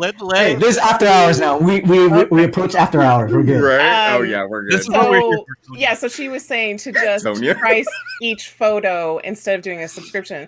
But you can also, so let's say you get, 100 subscribers and they're free subscribers and they're paying for photos. You can message them and say, hey, I've got this private video or this extra photo and it's $15 if you want it, message me. There's like a system set up where you can send private message of this like exclusive content. And I've also heard about people can do requests, like send requests. Yeah. So they can say like, oh, I really want to see you in that white slutty nail polish. Could you take a photo of that? And then I refer them to my friend, DJ Toe. No, wait, what was her name going to be? Tose. DJ. Yeah. I'll be like, I think you're going to find the content you want on Tose's channel. Here you go. So you guys kind of hook each other up, basically. Right. Yeah. Yeah. So we could be like a toe collective, right? Coming to a America. collective. Oh my God, catch me. We could be a toe-lective. Let's be a collective. Oh. We could totally be a collective. Yes. America. Hey. Yes. Yes. I think Kev G just won. Oh, that's it. Yes. The Toe Mafia. Toe Mafia. Yes. Oh my goodness, y'all are hilarious. We could be the Toe Mafia collective. Yes. Oh my gosh. We're going to kill this. We're not going to even need to do any other jobs. We're going to be raking in the dough from these toe. Just toes. Yeah. This That toe would be content. sick. You scratch my toes, I scratch yours. That could be our tagline, the Toe Mafia. You scratch my toes, I'll scratch yours. So toe deaf. That's what it is. Oh, there you go. So toe deaf. Yes. Sponsored by Tofu. Stupid. Why does the smell of tofu, the food, equate to the same smell of a toe, an actual toe? That's so grown up. I'm We're off the toe rails. We're off the rails, guys. Toe up. Stupid. All right. So I want to see. Where's Paul Bunyan at right now? Like, This is going to be the exclusive content. We're going to just do a clip of us just laughing about the names, and then we'll be like, "Hey, do you want to pay $5 to listen to us create names for this channel?" Oh, yes. Yes. I'm sorry. I'll get serious now. We've got. Oh no, we don't need to be serious, but We're never serious. yeah, definitely. Like I really want someone, one of us, anyone, or anyone in the audience.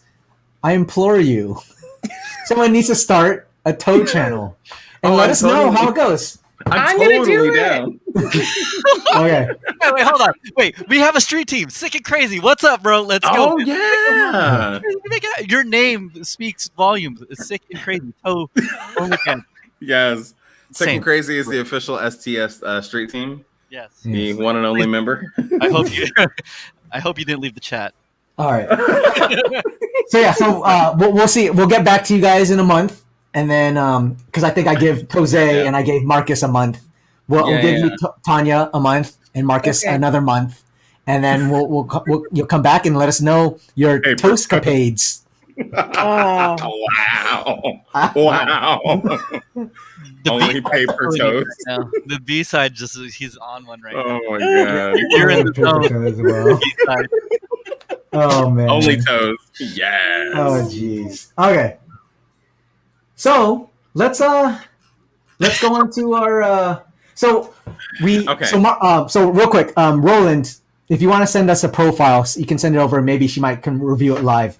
But sure. So what we did is we hit up a couple people. We told Marcus. We told a couple friends. And I think some of them are in the chat. So if you guys if you do have questions for them, Tanya, let ask it, and then they'll just text me for privacy purposes, so they don't want to be right. They don't want to reveal their their Twitch name connected. Okay. Yeah. Are we going to start with Marcus, or who are we starting with? Let's start with Marcus. People are here for Marcus. Let's see the Marcus one.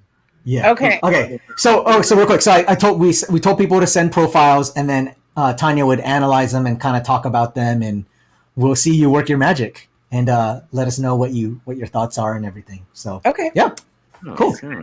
Here we go. Should I do the 10-second drum roll? No need. Okay. So I'll just explain a little bit about what I do. So I have a service on my website where people can do this dating profile review with me. And that's at TanyaCalifornia.com, just to plug myself. I'm so happy I dropped in tonight. Usually people come to me when they're frustrated with online dating. And so what I do is I review their profile, I kind of find out from them what they're looking for, and then I give them suggestions, on maybe some things that they could try to get the connections that they actually want. So. Awesome. So I should have come to you long ago is what we're saying. Cool. So I put her info in the chat, so definitely give her a follow. And All right, here you go. Drum roll, please. Here's Marcus. Pay attention to his age. What? I altered it. Dang, oh God! Is this on Front Street? Oh wow! You altered it to 21. Wow! With that picture, yes, appropriate. With that picture, that's not the first photo, though, right? Did you take them out of order? That is not the first photo. Yeah, they're kind of out of the order. Hold on, let me. Okay, let's start. Well, first, Marcus, can I ask you, what are you looking for? Are you looking for, something casual, short term, long term? Like, what's your goal here? I am looking for something ultimately long term. Yeah. Okay. Definitely, casual, long term. Yeah, I'm not looking for anything casual. Long term. Okay. And what are you finding when you're meeting people online? Are you seeing profiles of people that you're interested in and you're messaging them and you're having conversations, or what's been your experience when you've been online? So mostly no. I'm mostly not finding anyone that I am interested in. Every great while I find someone and it's like, okay, cool. And then, I will probably swipe, and then I'm also not consistent on my dating profile. So that's a little fascinating, which I have a story about that actually. But Go ahead. The story? If you want, is that part of your update? Oh, sure. Yeah. So I actually, in preparing for tonight's show, I was on my Hinge profile, sending videos and screenshots. And so I decided that I would go in and sort through the likes that I had. So there was one that I decided, okay, she's cool. And so I replied back today, which is March 10th. And so her first response was, wow, where have you been for so many months? Because apparently she liked my profile December 5th. Okay. Yeah. So we've actually been chatting back and forth all day. Oh, nice. Yeah. Nice. So that's fascinating. But yeah, so that goes to show the inconsistency that I am actually on. Because it's more like, I swipe, and then I'm like, okay, this is dumb. And then I exit the app. Okay. Well, so when I was looking at your profile, I thought your pictures are great. I don't have any I think the pictures you chose were good. Could you show his first photo? I think it's me and Chewbacca. Was the first one? Isn't it?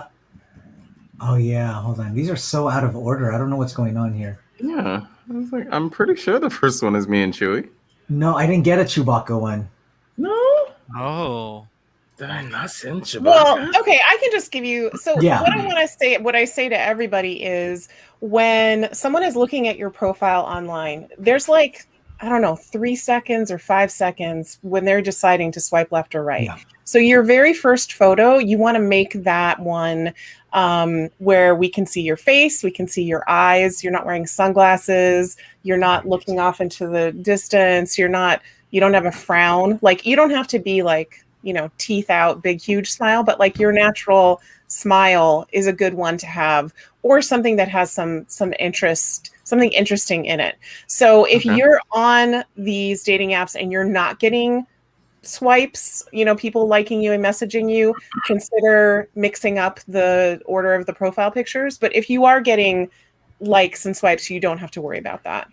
And then the other thing I noticed is, so you mentioned what we're looking at here, I like to surf. And then you mentioned the movies. You mentioned The Sandlot and Ferris Bueller's Day Off. Yes. So those are your 3 pieces of information that you're sharing.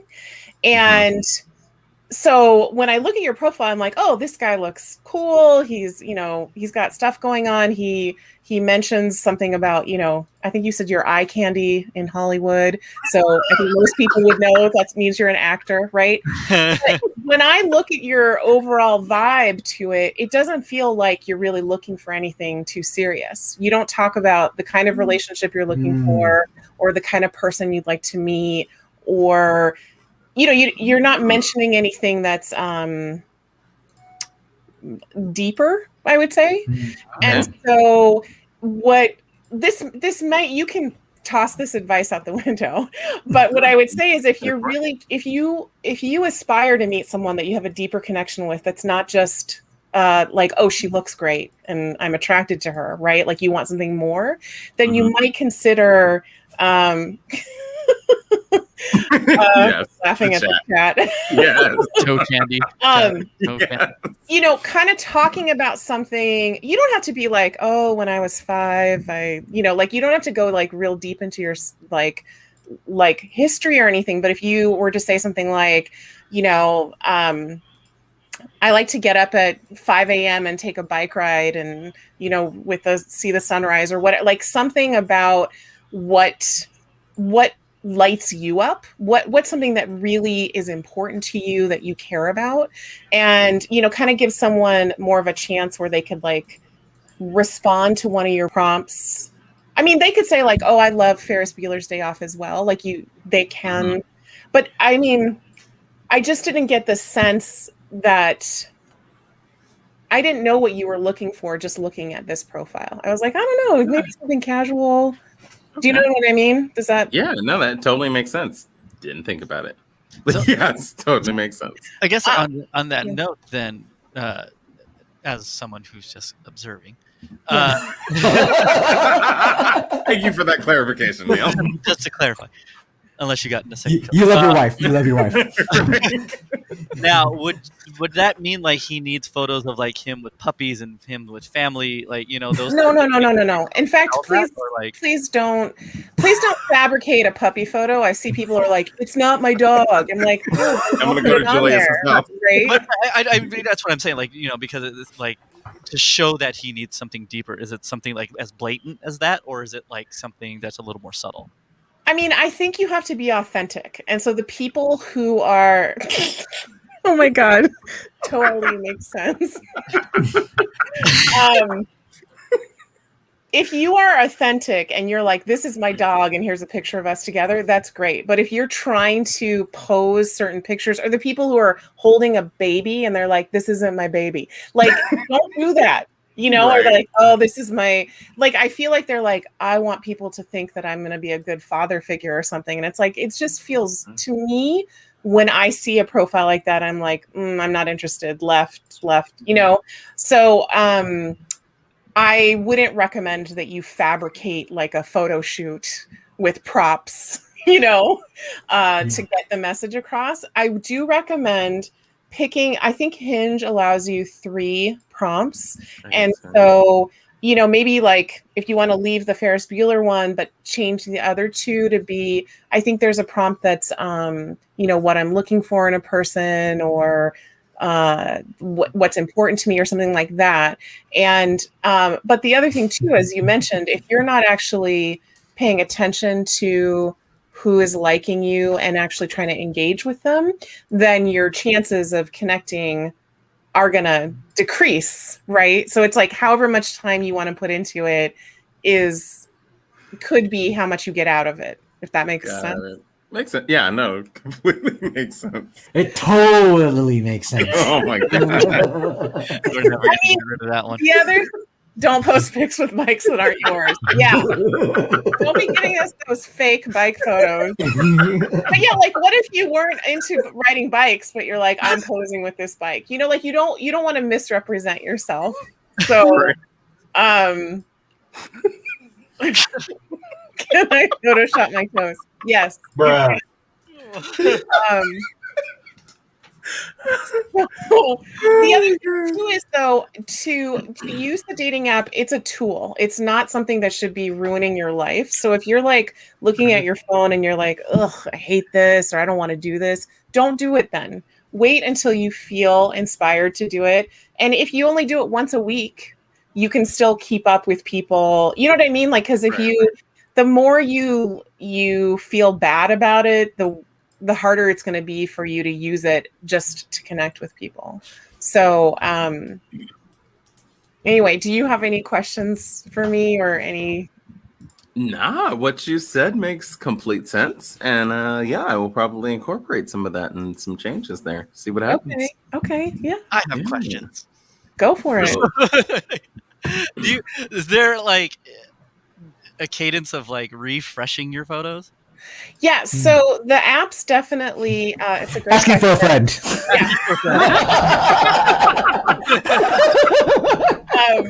No, it's a great question. So the apps reward you for being on them and for changing. When you change the photos, they're going to push your profile to the front.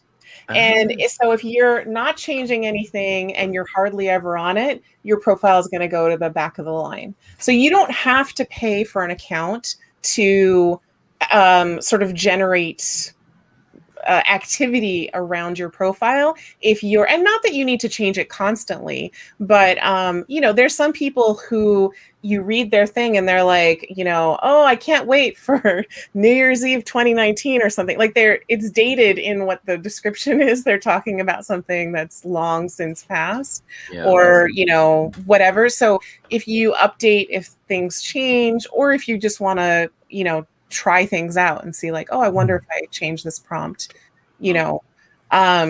So they do reward you for spending time on there. Okay. That's what's up. Okay. Yeah. Nice. Okay. Awesome. So there's actually a question. A friend brought this up to me because he was on dating apps. And I'm curious what people think of this in the chat, women or males and females. I guess he stated his real height on Hinge or Match or one of those apps, and when he went to go on a date, they're like, wow, you're a lot taller than I thought. From what from what he's heard other women say, a lot of guys up their height, yes, a couple inches more, and he actually stated his real height, so they thought he was going to be a lot shorter. And so should I up my inches? No. Leave your height. This is another thing. Yeah, Marcus, you're already a tall dude, Marcus. I know. It's all like I'm too tall as it is. You don't need to work your age. That you're already good. Right? Yeah. You're 7 feet tall. 6'8". Last week you talked about going on a date with somebody, and when you met her, she didn't look like her photos. So this is the thing. Don't lie. Use current photos. Don't use photos from 10 or 20 years ago.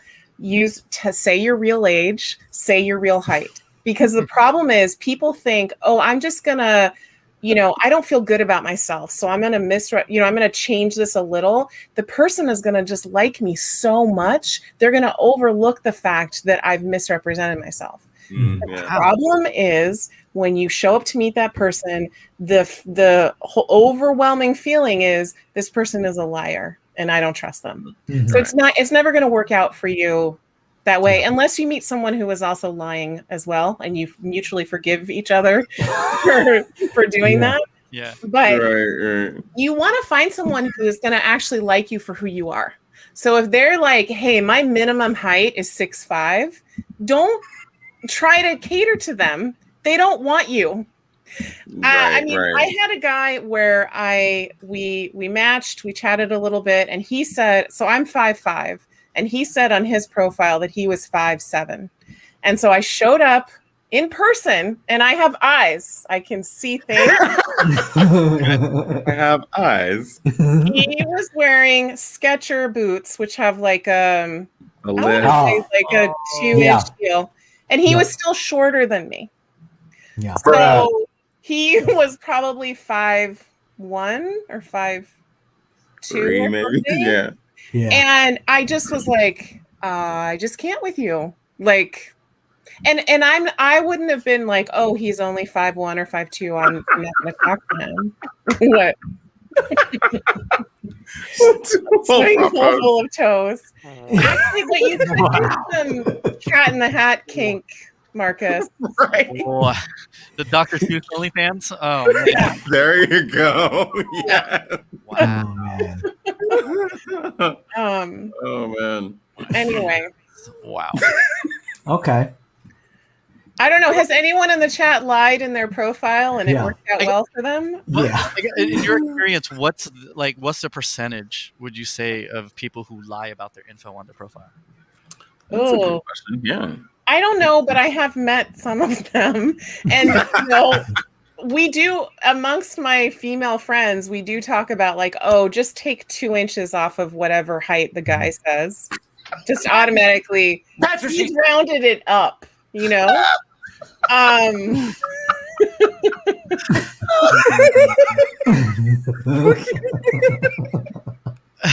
got a bunch of comedians in here. That's OnlyFans content. Yeah, there you go. Tanya, do these quotes that the chat's throwing out right now, would they work? Will they? What do you mean? Like specifically this one. Would that get a date? This quote right here. I'm bigger than average. Are we talking about my height? Maybe. Gotta go on the date to find out. So here's the thing. For me, I'm looking for a relationship with somebody. So if I see that on a profile, I'm like, thanks, but no thanks. Okay. Right? It depends on what people are looking for. And if you're doing any dating site and you're like, I just want to hook up, great. Be funny. Who doesn't want to have a funny, sexy hookup, right? Yeah. But if you're actually looking for a relationship, then I would be wary of who's like, yeah, buddy, like swipe right on that. Well, so here's the thing, though, is because I am looking for, long-term, like I said, relationship status, but I also need it to be entertaining.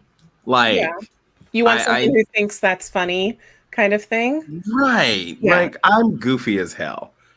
I am not 21, and I am still goofy as hell. So yeah, I need somebody that is at least going to humor me, even if they don't think I'm funny, but also somebody who is, relatively entertaining and or doesn't take themselves too seriously. So where's the balance in that presentation? So first of all, I would recommend that you use what you just said as one of your prompts. Like just, this is how I am. This is what I want to click with someone in this way. And just don't make my suggestion. This is just me. Don't make it a sexual joke on your profile. Wait until you talk to them. And then it's going to naturally come out. Because you guys have heard me, like, I can't help myself. I'm always talking about like spicy stuff, but I wouldn't put that as my first impression in my profile, because then people are like, oh, she's just talking about sex. You know what I mean? So, and I understand it's Sorry? like, can you tease that out, like to show that, like, you know, you're like a little more sexually open, like that type of Some thing? people will put things like GGG. Are you good, giving, and game?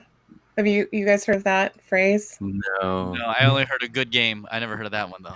So I think it's coined by Dan Savage. He does. Do you guys know who Dan Savage is? Radio No. host, right? Yeah. So good, giving, and game is sort of like you're good at sex, you're giving, and you're game for anything that is, you know, consensual and the other person is interested in.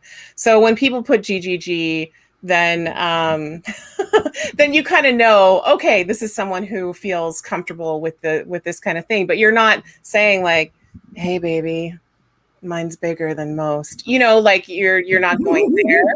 Right. That's going to be a drop on my OnlyFans page for special subscribers. Right.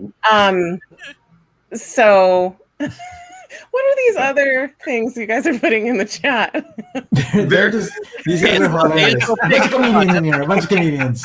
Hey, Lex Zero Simons. Lex, what do you want me burns. to school you on?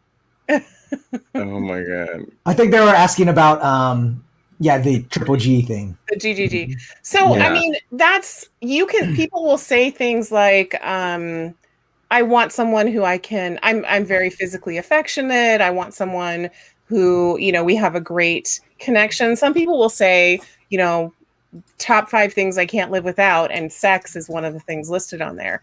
That's a little different from making an outright innuendo or gigantic. Yeah. Kev D, thanks for being here. Have a good rest of your Yes. night. Thanks for coming through, bro. That's party rocker. Yeah, that was Fun times. good. Oh, man. So let's see, I'm just comedic banter. Yeah. I guess anyway, what other questions do you have for me? Do you have anything else, Marcus, before we move on to the next profile? No, I'm good. I'm golden. Yeah, thank you. All right, You're so welcome. yeah, so then do like action items. We should have. Yes. There you go. Should we like you take this next week, update that profile, then another week for results? How does that work? Like, you know, do an A/B test type thing. Yeah, I'm here for it. Yes. No. There you go. Awesome. Okay. So so you already know, Tanya, if you want to give him a quick rundown of what the things he should do really quickly. Oh, okay. So I'd recommend changing the like 1 or 2 of the prompts to include something that's a little more about the kind of person you'd like to connect with, or how you want it to feel, you know, in a relationship with someone, that you're goofy, you're funny, you want to connect with them in that way. Or you could do this suggestion: someone who can hold the rim while I pump the tire. You can try that too. I mean, this is all an experiment. So Tanya, you know that Marcus rides a lot. That's why they're making all these bike jumps. Bicycles. He Yes. rides bicycles. Oh yeah. Rides. I know rides a lot. Yeah, that's very Let's subtle. be clear. That's what she said. Oh yeah. That's what she said. That's what she said. So, Marcus, I hear you ride a lot. Can you tell us more? Hours at a time. Hours at a time. Okay.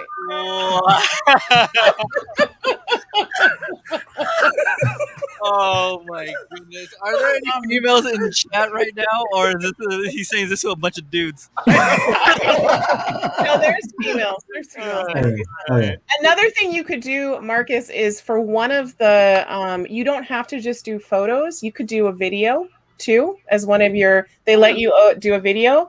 So if you that is definitely something. When I see a profile and there's a video, I always watch it because I get to hear the person's voice. I get to kind of get a feeling of sort of what they feel like, and then you can also you don't have to be like, hello, my name is Marcus. I'm like you can just, it could be any video. It could be you riding your bike, right? Like it could be anything, but I feel like that adds something a little more interesting to the profile as well. So that's a suggestion, you know. And then, so change a couple prompts, put a video up if you want. Instead of 6 photos, do 5 photos in one video.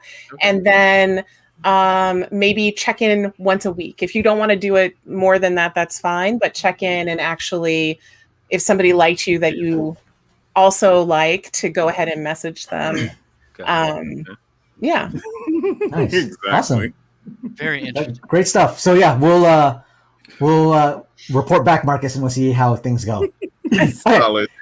So our next profile, we are blurring this person's face, and we're going to call this person Lady J. Yes. All right, here we go. G.I. Joe.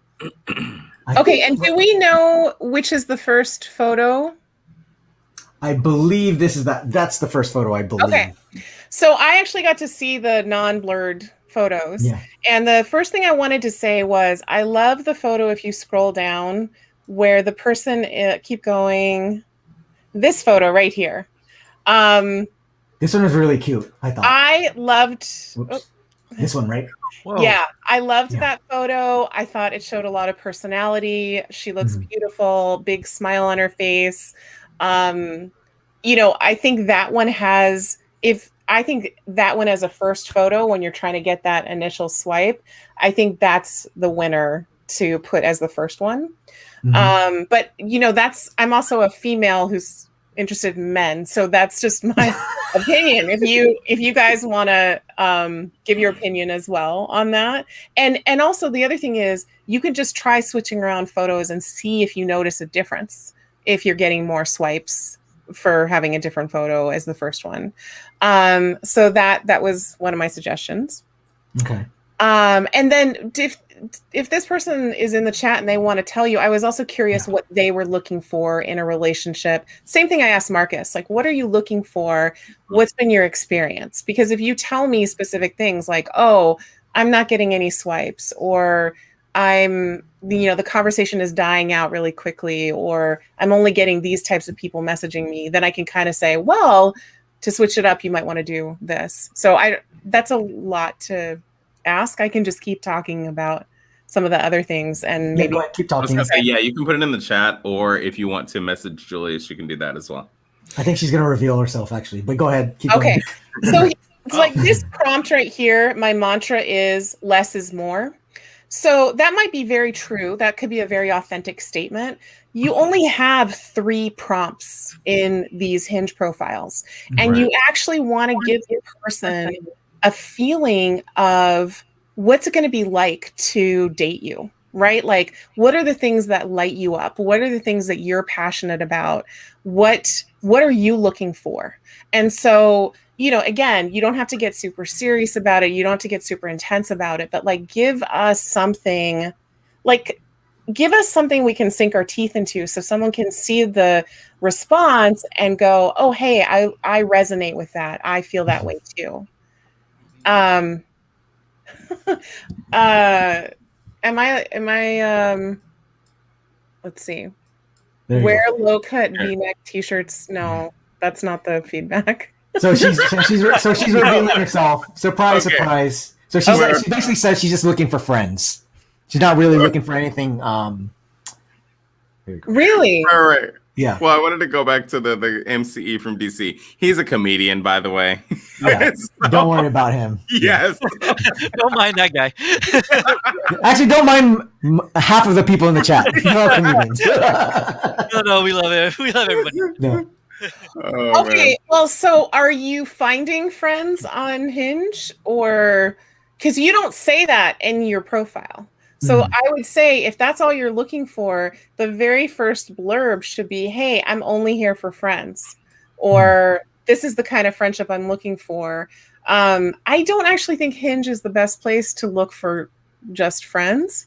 I think Hinge is more focused on casual hookups, short and long-term relationships. So I'm not really... is that real that you're only looking for friends? Or well, I know that last week she did talk about a guy that she dated that they have stayed in touch and maintained a friendship, and I think they only went on a couple dates or something like that.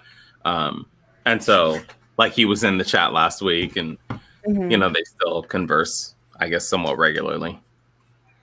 Well, there actually is, I think on Bumble, there's a dating part of it, and I think there is like a friends only or something. There's like other is, sections yeah. to it. So, actually, yes, because I'm so selective on who I reply to. But that's different. If you're like, oh, I would like to meet someone, but I'm just not seeing anyone that I like yet, and I'm only going to reply to a selective group of people, you're still not just looking for friends then, right? Or I guess I don't really understand what you're saying because I'm so selective on who I reply to. That's a good point. I think sometimes when people are creating these profiles, they have this idea of like, I'm going to make it really general. And that way I'm going to like catch the most fish, right? I'm just going to put this wide net. I'm going to cast this very wide net, and I'm just going to like catch all of these fish, right? But the problem is you're catching everybody, and there's like, you're not going to vibe with everybody. Everybody is not your people. And the more specific you can get, and the more you can understand what you're looking for, then you're going to attract that person to you. So like Marcus, for example, if you put on your profile something about, oh, I love riding bikes and it'd be great to find someone who wants to do that with me. It's not saying if I met someone who was like, I never want to ride a bike, but everything else is great about them, that you're going to say, well, that's it, right? You're just talking about what's important to you. And, you know, the more specific you can get about who you are, what it feels like, what's fun to you, the way you want to spend your time, then that's going to pull in the people that agree with that and resonate with that. Got it. Okay. Rosette, she replied yet again. I only reply to the ones that give the friend vibe. I gauge it based on how they reply to my profile.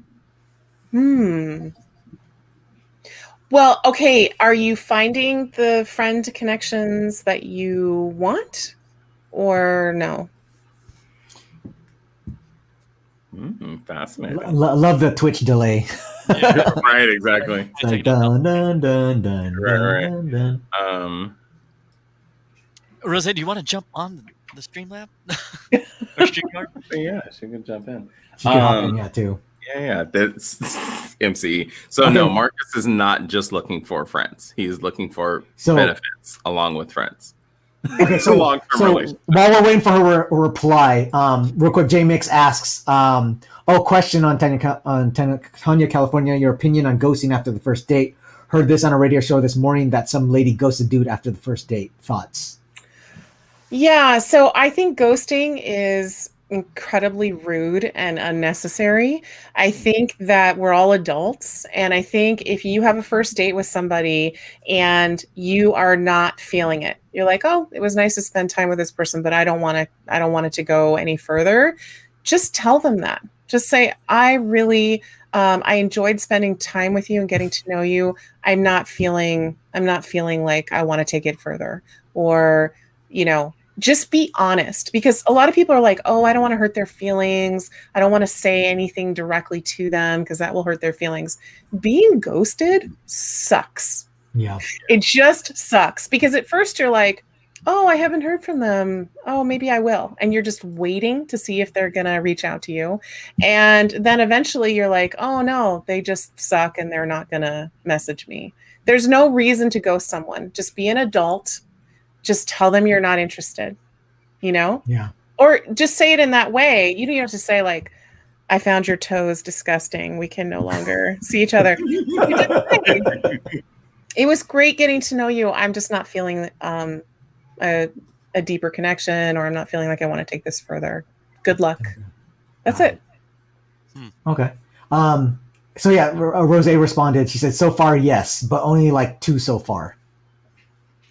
Okay, well, I think because you're looking just for friends on Hinge, where the focus is on dating, I think that's part of maybe why you're not, maybe getting more connections. But I don't know. I would consider, if you are interested in connecting with more people, you could say something about what you're looking for, that you're only looking for friends. And see what happens with that. That would be my suggestion. But I loved your pictures, and kind of the same feedback of make your prompt, your 3 prompts and your answers, make it count. Make it so that it says something. Don't just give short answers. Yeah. So. And Rose, this better be your real dog. No posing. I'm just kidding. Yeah. There you go. She said, "Gotcha." So make the friend disclaimer out of the gate. Yeah. Yeah, because I mean, if the people are swiping right on you, they have no idea that you only want to be friends, and so then you're not being upfront about what you're looking for, and I think it'll make it easier. Yeah. To be upfront. Also true. Yeah. And she says, "I thought my nachos one was the best response."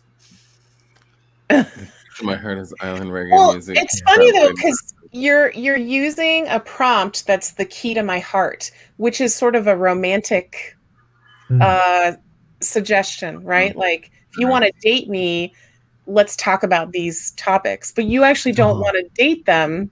So although those things are interesting, and somebody could be like, oh yeah, I love those things. Also, musically inclined, I'm not even sure what that means. That means you want someone who can play an instrument, or you want someone who likes music. Can they like any music? Can they like trap and country, or do you have something specific? Do you know what I mean? Trap country is country. That's what I'm talking about. Yes, I'm here for it. Rose, if you ever go on a date, I'll DJ that date. Trap country. Yeah. But like, because we know that you're a DJ and you have this strong connection to music, to me, it would be more interesting if you said something like, what does music mean to you? And so then somebody who resonates with that is going to want to connect with you. Just saying, I want the key to my heart is someone musically inclined doesn't actually tell me anything. What does it feel like to you? What does it mean to you? How do we connect with you on that? Does that make sense? Yeah. Oh, that one gets the most responses. Well, this is the other thing. If it's working, just ignore what I'm saying. This is me trying to give advice on, like, if it's not working, try this kind of thing. Yeah. Right? I mean, it doesn't hurt to try other things too, though. Right. If that's working doesn't mean that whatever you're recommending shouldn't be tried either. Like, thank you for that. I got you. So real quick, Raider D Jeff says, real talk, being friends is a great vibe. Most of my exes were friends first, and we're still friends, even though things didn't work out. But there's a maturity factor to all of this too. Yeah. Well, and you could even say, I'm looking for someone that I can be friends with first. Yeah. Period. So that doesn't exclude the possibility that there could be a romantic relationship, but that you're putting it out there that, this is not going to be, just because I have a white pedicure does not mean we're getting funky on the first date. Apparently that's the universal signal, though. I learned that on your show last week. I just never heard that. We all did. We learn on everyone's show. Okay, cool, awesome. Well, let's Rose, let's make those couple of those little tweaks, and then get back to us. See if you make more friends. Thank you, Tanya. Sure. Awesome. So, Alvin's such a nerd. Her toes are white in the winery photo. Oh, right. She said that someone commented on it. Very observant. Wow. Very observant. Open season on toes. I did not catch that. Oh my goodness, that's a part. Yeah. So we were talking about that last week. I think you saw our stream on that, Tanya. So is that true? Like, white toes? Means party girl? That was the first I'd heard of it when you guys talked about it on the stream. So some of you guys are new in the chat. So we were talking about this last week.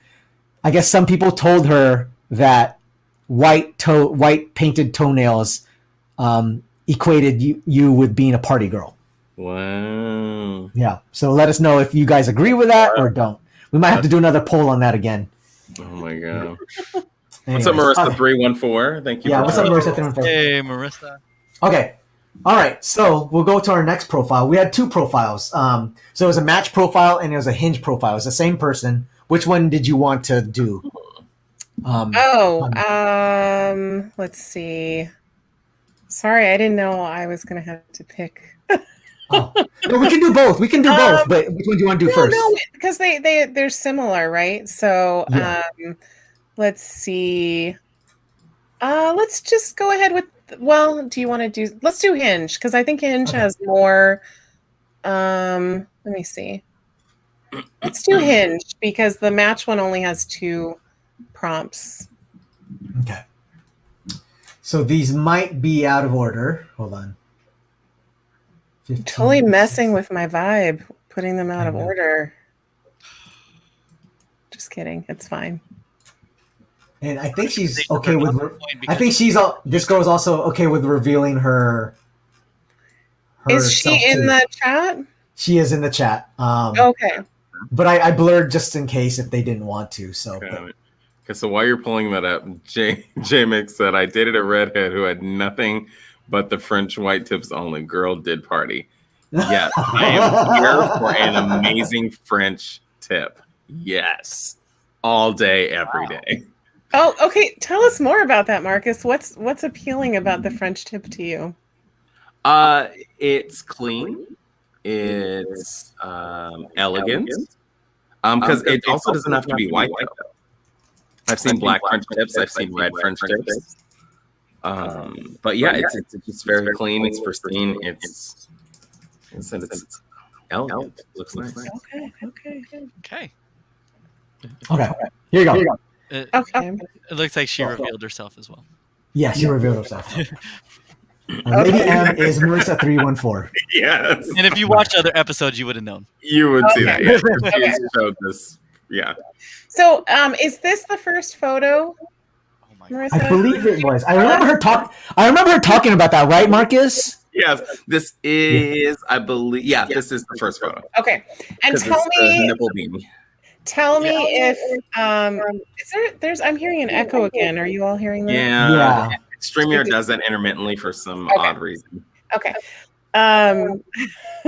So tell me what you're looking for and what you've been getting, like what your experience has been, and then I can kind of customize some of the feedback. I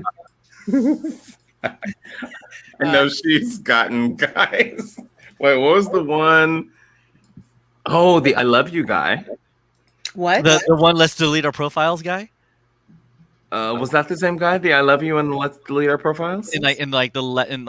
Within 48 hours of dating or something. Yeah. It was like first date, and then next day he was like, I love you. She was like, oh. Yeah, and he said, I love you, let's delete our dating profiles. And I was like, what?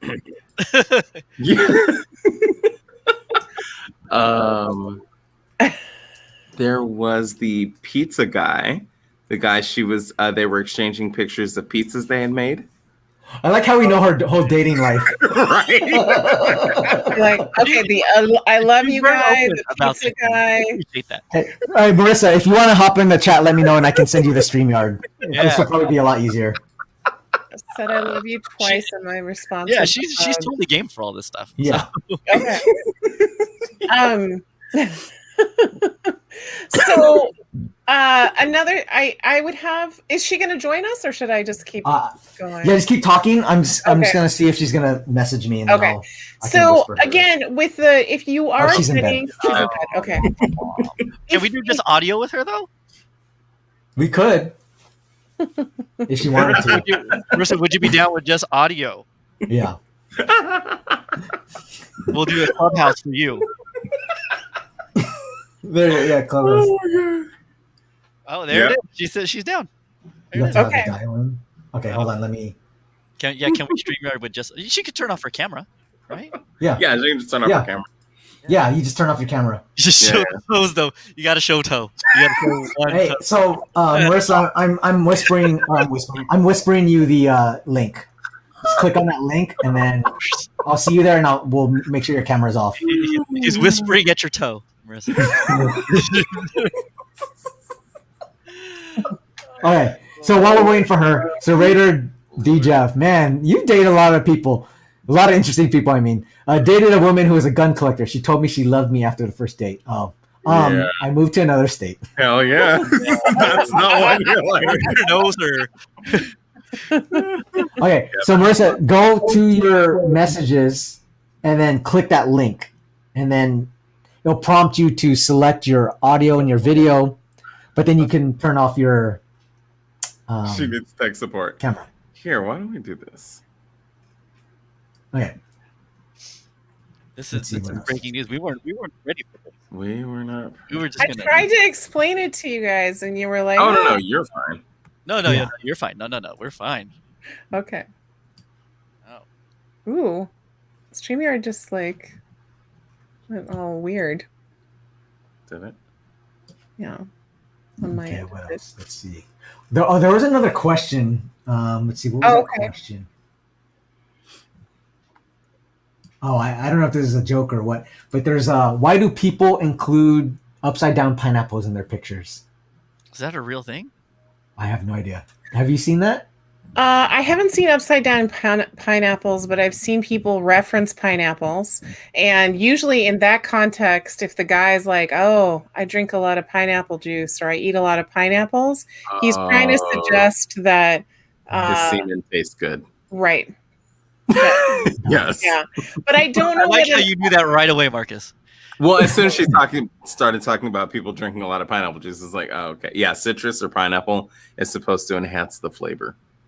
But it's not you can drink it or eat it an hour beforehand. It's not like you have to be I mean, I guess if you want to be ready at any moment to have sex, but it's you stay ready, you ain't got to get ready. All right.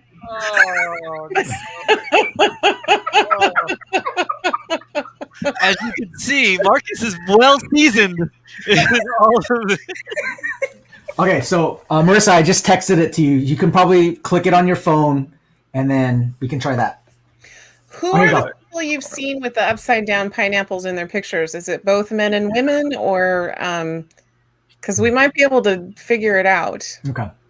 Yeah, go. Let us know, Zero Burn. Okay, here you go. So Alvin's such a nerd. What are your thoughts on guys posting gym photos, videos, or flexing in dating profiles? Douchey?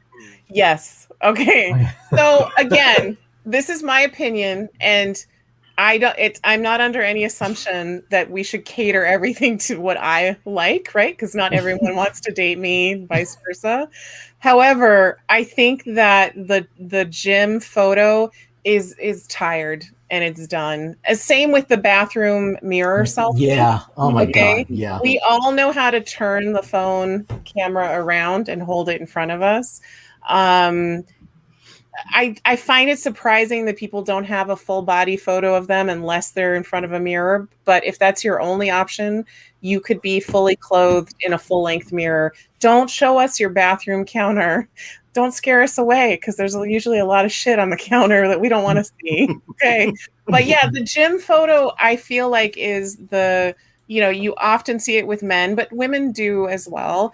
And it's sort of like, look at how buff I am. I work out. I want some credibility with this photo. And to me, it feels like they're trying too hard, and it's kind of it doesn't do a single thing for me. Let's put it that way.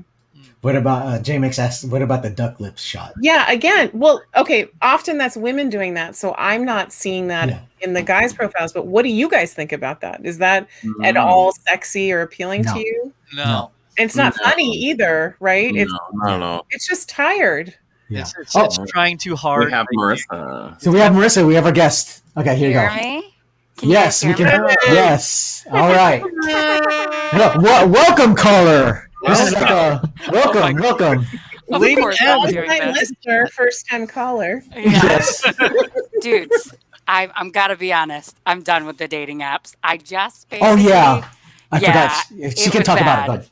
It was bad. I just had a dude who we'd been talking for 3 weeks, and then we finally met up for a date on, what was it, Monday, and had a good time. It was fine.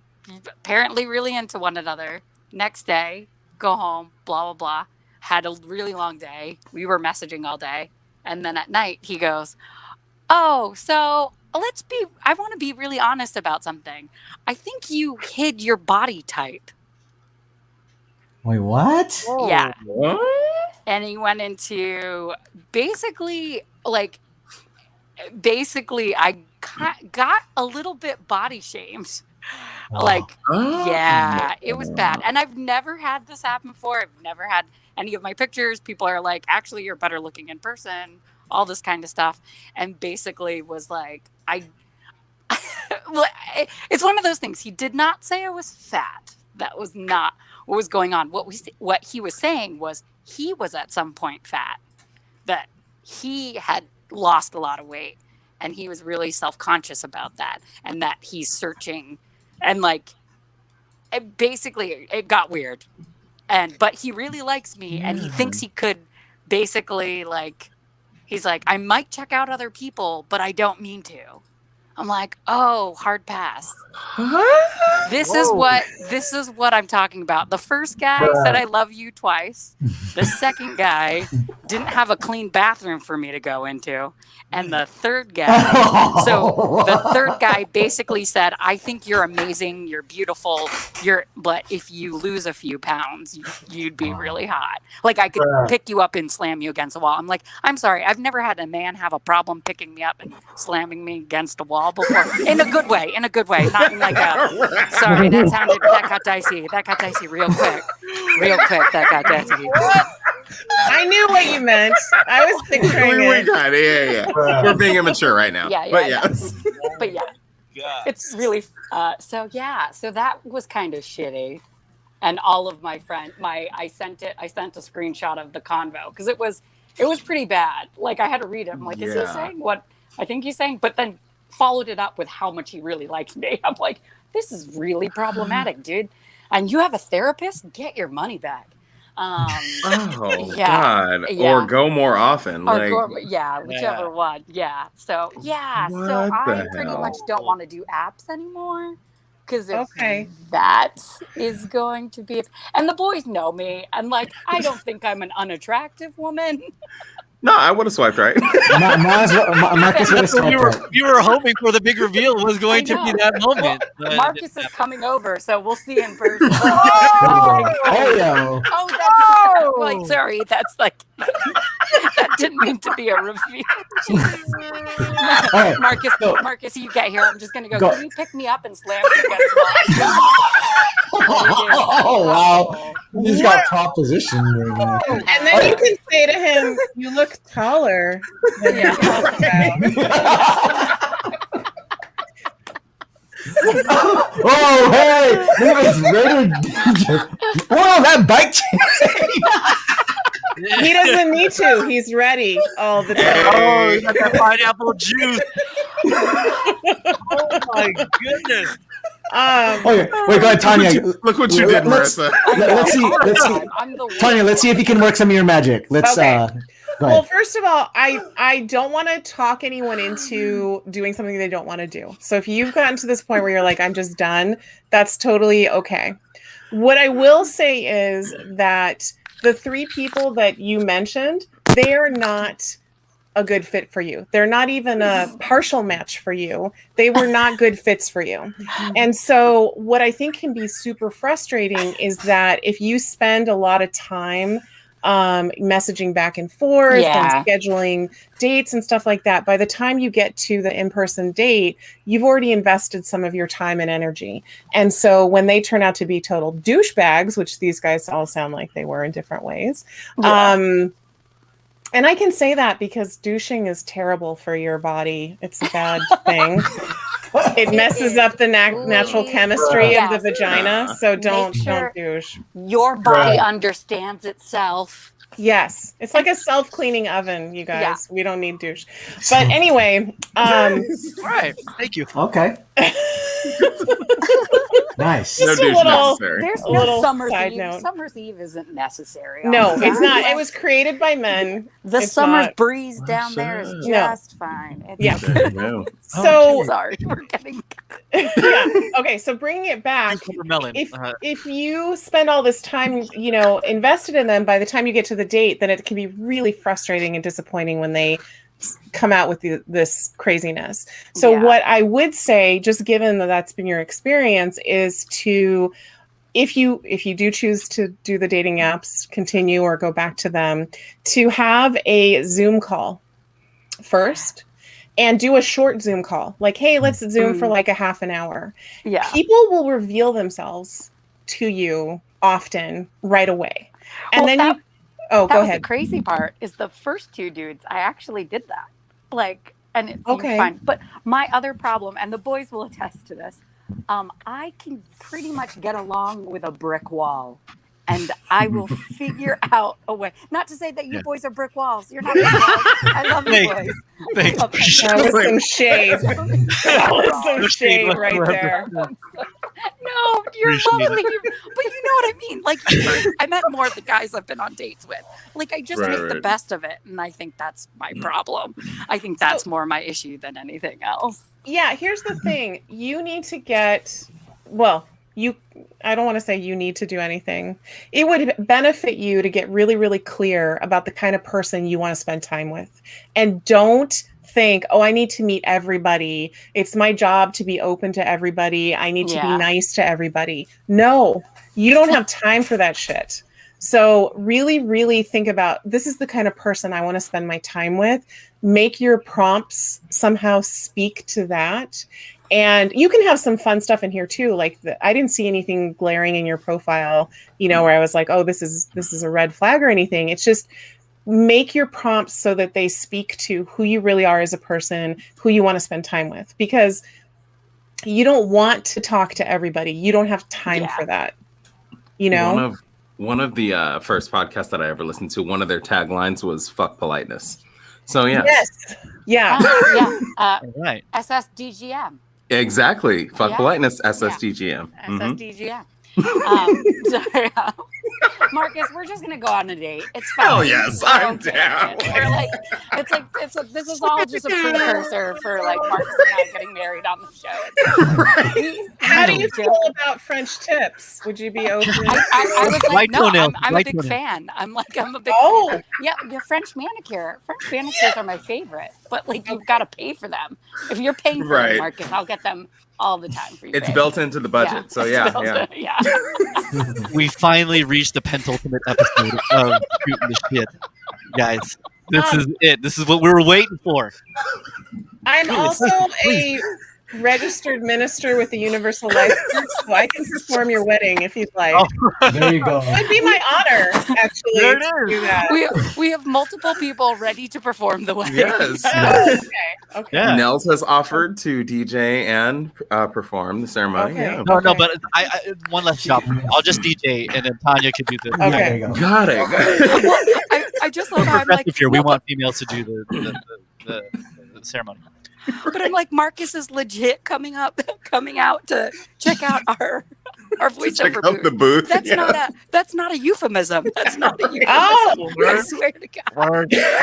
Yes, we are planning that. Okay, so you guys can talk about your white picket fence and all that stuff, but let's get back on track real quick. So Raider D Jeff says an adaptive personality is good once you're in the relationship. We definitely have to define ourselves prior, though. Yes. Yeah. Yeah. And the thing too about the politeness, that's something that particularly happens with women because we're given the message very early on.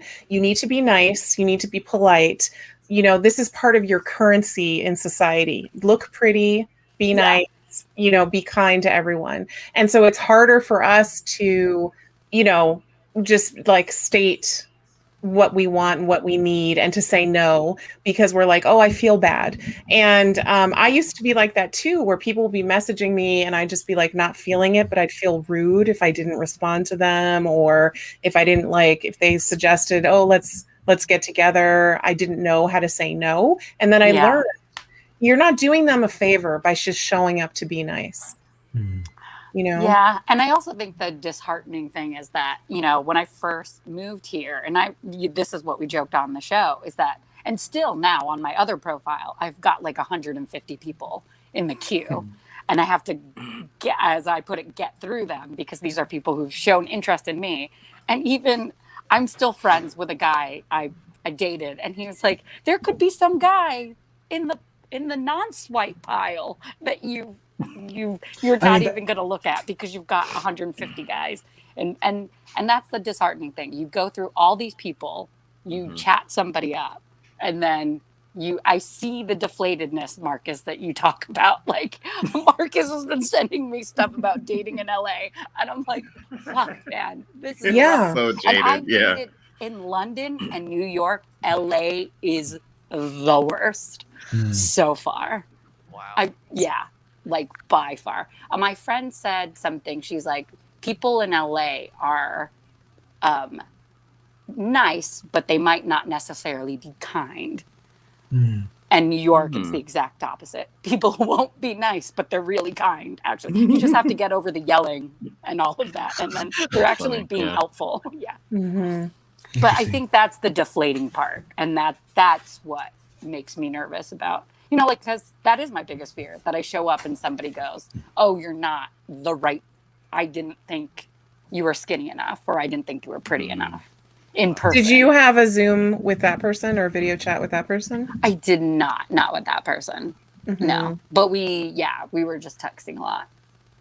So that's the thing. I would recommend not doing a ton of messaging back and forth, because our brains are natural storytellers, and we kind of fill in the blanks when we don't know. So when we haven't actually chatted video or met in person, we're just automatically filling in the blanks. And then you meet the person and it can be really disappointing because you're like, you're nothing like I thought. So because it can be exhausting and make you feel jaded and all those things, to really, you know, if you get a good feeling, you've got a few messages back and forth, you've got a good feeling from them, suggest a call or a video chat. Be like, hey, it'd be nice to talk to you on the phone. What do you think? Or, hey, I'd like to take this to the next step. I'd love to hear your voice. What do you know, do you want to chat or something? And don't draw it out with the messaging. And it doesn't mean you're not still going to have to go through some people. You will. It's exhausting. I totally get it. I'm doing the same thing. But just those 3 dates were so stellarly bad. I'm like, guys, tell me it gets better. Tell me. It does get better. It's going to get better. And you're always going to have those great 3-date stories that you can just tell, you know, it's going to be like, oh, remember that guy? You know, it's good fodder. And if you don't remember, we definitely will. I know. The fact that even like new guys, I was like, who? The guy with the exchanging pizza pictures. I was like, somebody's listening. Very good, boys. Very good. Nicely done. Yeah. We try. When we get married, it's fine, Marcus. It's fine. Right, exactly. You're basically writing a rom-com, or not a rom-com, like a rom-com, like with the most ridiculous stories ever, and then you just marry Marcus at the end. Yeah, right. That's perfect. Well, and the other thing is, the other dude who decided to tell me apparently he would be looking at other ladies while we were out together. He lives in Maria. I know. It's like, great. Thanks, dude. And don't worry, he spent paragraphs telling me how amazing I am. So that's also helpful. No, he's got problems, and he shows major. You know, when people show you who they are, believe them. He's bye. Yeah. We don't even just be like, I'm not interested. It's not a match. Thanks. Bye. Like, don't spend any more time on him. I blocked him. I'm really proud of myself for that. I usually don't do those kind of things. Good for you. I'm like, that's a big step for me. Yes. So this is actually, I mean, this is probably going to sound really annoying. This sounds like a therapist-y kind of thing to say, but these experiences are teaching you to set boundaries. And so, yeah, that's true. And boundaries are something that comes up in relationships. Like, we get triggered about those things. So you can look at it. This is preparing you to set these boundaries to bring in somebody who's going to be an actual match for you, or until Marcus and you get together. Right. Yeah. which should be happening sometime this month, Yeah, isn't it? So, exactly. Yeah, exactly. So Raider D Jeff says 3 bad dates. Look at it this way: you can only go up from here. No, that's what I keep saying after every date. And finally, I was like, guys, my bar is already on the floor. Like, it's just rolling. It's just rolling back and forth on this floor. I'm like, man, I got to get hardwood floors. It's rolling. It's horrible. I was going to say something so bad. I know. Say it, Marcus. I've got some hardwood for you. That's what she said. Or that's what he said. Okay. That's what he said. All right, I gotta keep this train on the tracks. Y'all keep trying to derail it, and I'm trying to get it on the track. Okay. So, any last words, Tanya, for Marissa? No, unless you have any questions for me. No, that was really helpful. I needed to hear that. Thank you so much. Yeah. Oh, you're welcome. It's been a pretty deflating day, so that I needed to hear that. Thank you.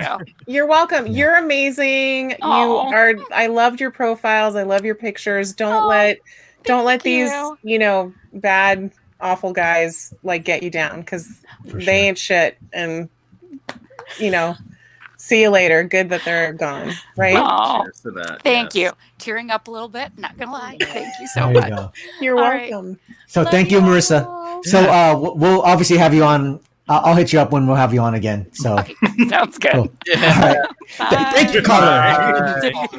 Thank you, caller. Yes. Thank you for joining Love Line. If anyone wants to call in, man, this could be a radio show though, for real. This is kind of fun. That'd be Hey, awesome. If anyone wants to call in and talk about anything, please let us know. Welcome to Shooting the Shit Love Edition. All right. Can we talk about what DJ Rose said? Yeah, I was gonna bring that up. Yeah. Oh, okay. Here you go. This one, right? Oh, yes. Yeah. So I would say someone's voice is incredibly important. If you don't like the sound of their voice, I doubt they're a match for you. If you don't like how someone smells, they're not a match for you. Yeah. Like those. Absolutely. Yeah. Those are so important. If you imagine, I'm going to be laying in bed next to this person. I'm going to be talking to them on the phone. I'm going to be spending time with them. If you don't like how they sound or smell, don't waste your time. I mean, but I don't know. Has anyone had an experience where they didn't like someone's voice and then suddenly it grew on them? I don't know. No, it's grating. It's so grating that you can't get it out of your head. Yeah. I was going to say, other than Kimmy from Full House, no. Wait, you still found Kimmy attractive even though No. Her voice grew on me. Like it became bearable as opposed to just. But not enjoyable. Not something you looked forward to hearing. You want the person. If you're looking for a long-term relationship, the right person for you, you're going to like how they sound. You're going to like how they smell. You're going to want to spend time with them. You're going to look forward to spending time with them. When they text you, it's going to make you happy. That's what you're looking for. Yeah. All right. Yeah. I like it. And I'm definitely a big scent is huge for me. Huge for me. So yeah, we had a whole discussion about it. Yes. Yeah, we did. Yeah. But we talked more about perfume. Those types of things. Yeah. Right. Yeah. Yeah. If anyone has any other last questions about dating, relationships, or anything, let us know. And real quick, let's promote your thing real quick. This thing, is amazing. Okay, here you go. So go ahead if you want to talk about what you're talking about. This. Okay, so I actually stream Tuesdays and Fridays. You have it as Thursday in the little prompt, but it doesn't matter. No, it's okay. So twice a month I do the Friday stream as Love Lounge After Dark, and that's where we get into spicier content. So we've talked about kinks and fetishes. We've talked about sex toys, and I did a food and sex my nooner stream, which I popped in on while I was working. I was like, "Whoa, this is a lot." While I'm working, I'm like, it's so funny because I like to curate a few videos to and you're allowed to show sexual content on Twitch if it's for educational purposes, not like pornography. But I've shown all manner of videos. I've shown people guessing like which sex toy belongs to which person and stuff like that. It's really fun. But so when we were talking about food and sex, there were so many questions about, you know, kind of raunchier versions of it. And I found some they're educational videos, but they're kind of explicit. And a lot of people are tuning in the middle of their workday. And so I was like, no, we need to do a part 2 and make it an after dark stream. So that's what's happening this Friday, 8 p.m. Pacific. We are going to talk about food fetishes and kinks and yeah. There you go. Look at that photo. And so my co-host is Quasi-Man-Disco. He's also here on Twitch, and DJ360. If any of you have been in, she does a Thursday spicy set. Yep. And she just talks about everything, and they're both hilarious, and I'm really looking forward to showing these videos. So we're going to see a video about splashing. We're going to see a video about this grapefruit technique, and just go for it and chat about it. So splashing, like, is that like OnlyFans worthy? Yes. Material. Yeah. Oh, that's yeah. More there, Neil. I need to learn what that is. I mean, we're not going to actually be demonstrating splashing on the stream. We're just going to I'm going to show a video that will have some content where it'll be educational under the educational banner. But yeah. So question ideas. So I have a question for you. So yeah, obviously you can show certain things due to it being educational, right? Have you had to have, I'm sure they're pretty lax about it, but have you had to talk to Twitch staff about your content at any point? Or No. have any of them, or do you know if any of them actually reviewed your things or anything, or?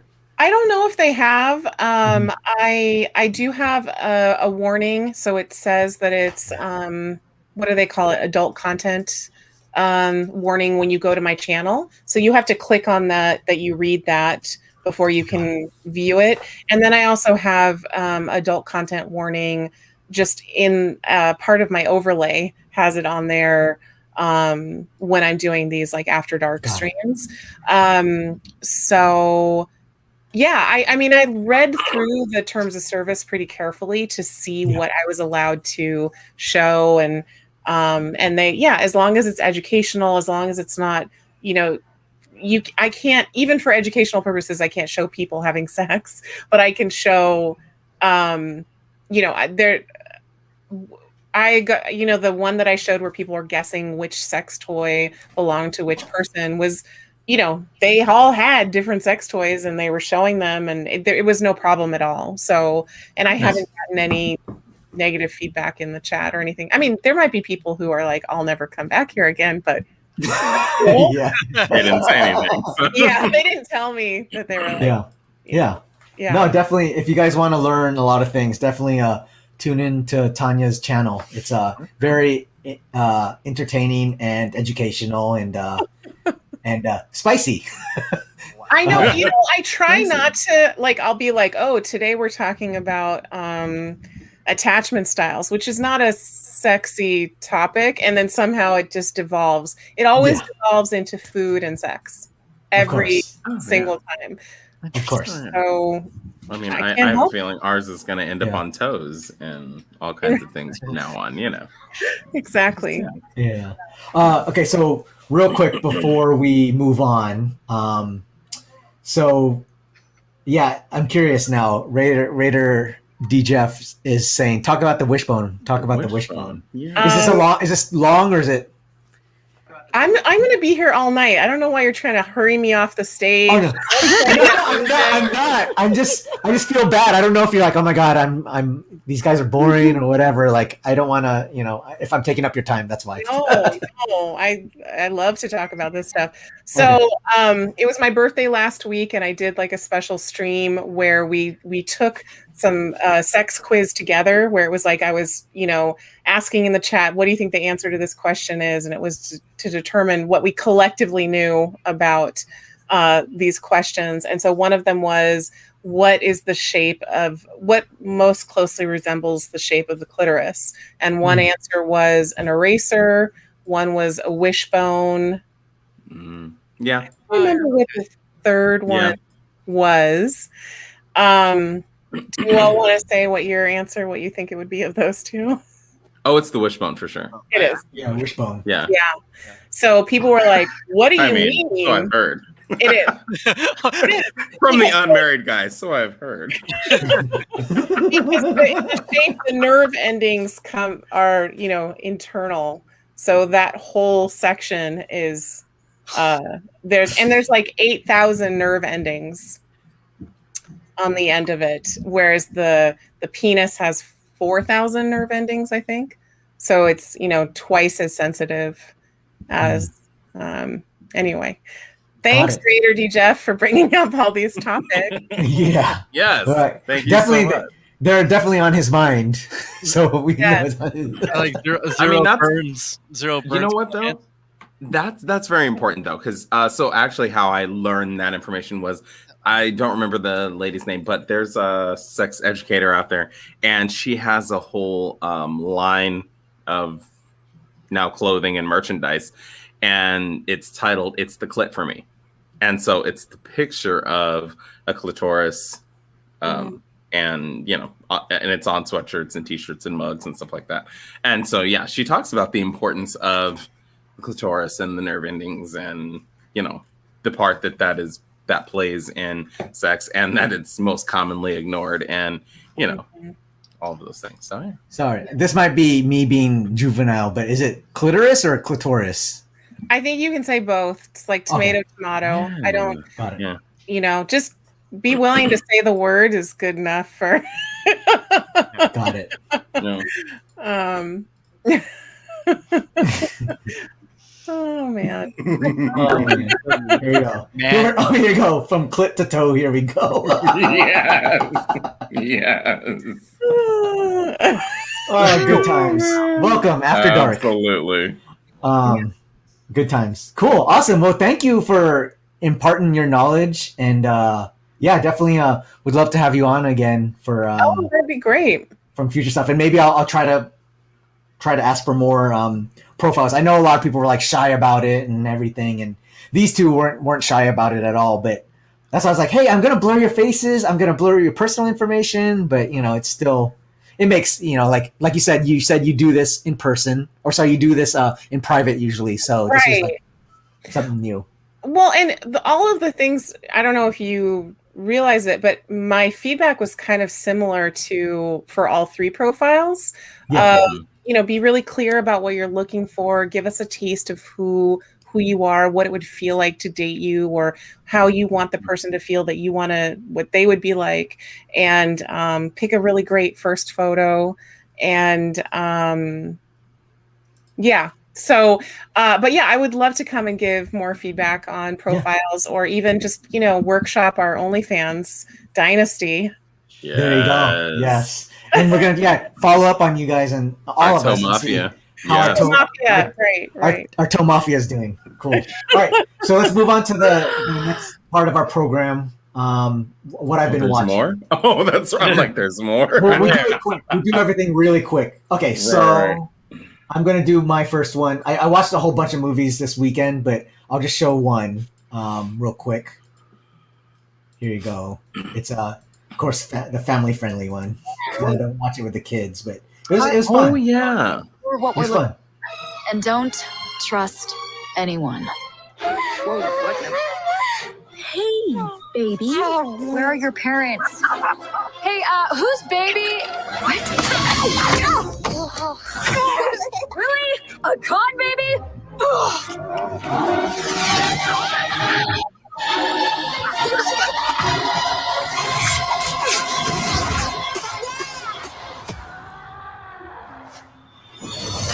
Impressive. We could use someone like you. Let's catch you up. My name is Raya. Our lands have been at war for as long as we can remember. Our people never see eye to eye.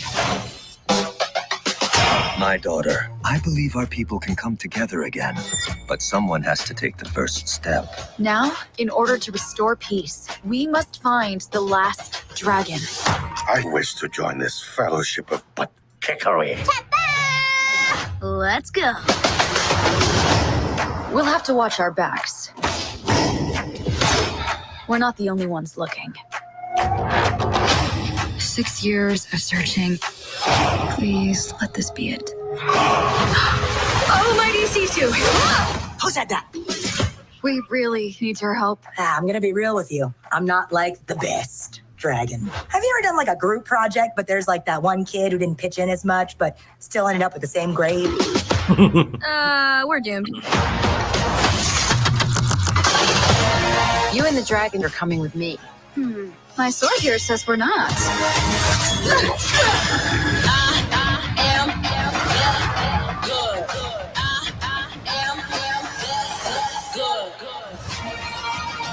The world's broken. You can't trust anyone. Maybe it's broken because you don't trust anyone. You just have to take the first step.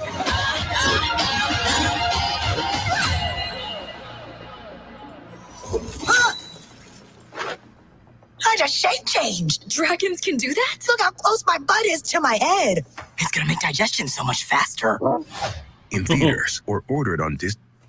Yeah, so it was fun, and the cool thing about it was I guess I saw something where they brought in like some Cambodian dancers, and they kind of had them talk about Cambodian culture.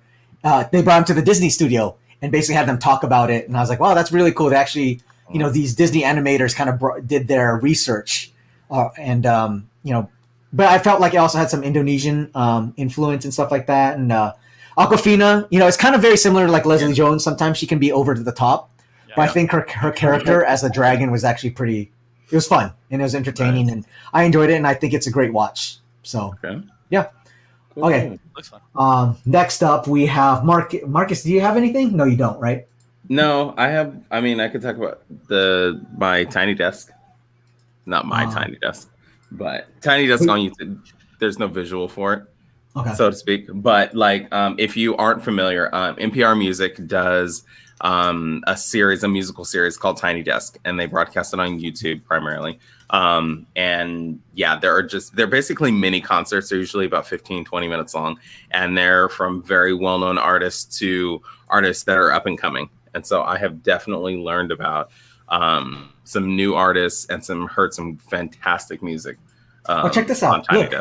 Look, there's a Coming to America Sounds of Zamunda concert. That's kind of cool. Oh, there you go. Yeah. There's all kinds of great, artists and music. Like I said, so if you aren't familiar, I know a lot of people watch it, but if you're not familiar with it, that's a great place to find new music. Like Roland says, Tiny Desk with T-Pain. I knew he could sing, like I had heard his voice before, but he does an entire Tiny Desk where he's singing with no auto-tune. And he has a phenomenal singing voice, which, you would never really know. Anderson .Paak, there's a ton. Chica is the most recent artist that I discovered on Tiny Desk, and she's an amazing vocalist and rapper. And she's kind of trailblazing her own way in the sense of she's not signed, I don't think, by a record label. So she's putting her own stuff out there, and her music is awesome. Her lyrical content is amazing. Nice. Tiny Desk. Awesome. And Neil, yes, you have City of Lies. So this trailer just dropped a couple hours before the show. Ooh. So it's pretty interesting. It is basically a crime story about the killings of Tupac and Biggie. Oh. So check it out.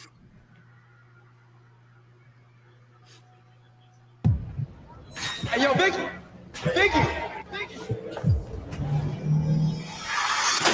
The rap world's biggest star was murdered last night. My son was shot. Why? 20 years ago, you were the lead detective on the Biggie Smoke case, right?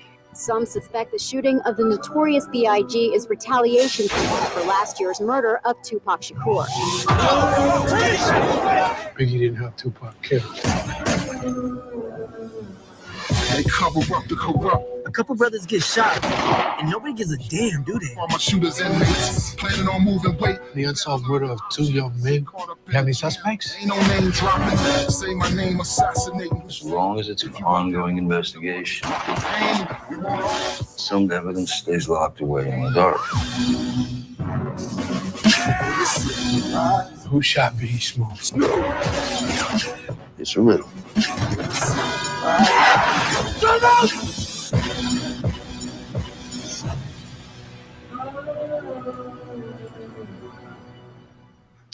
So Wow. yeah, super interesting. Never even heard of it before, but apparently this was released in Italy at some film festival already, and it was released on Blu-ray in Italy as well in 2019.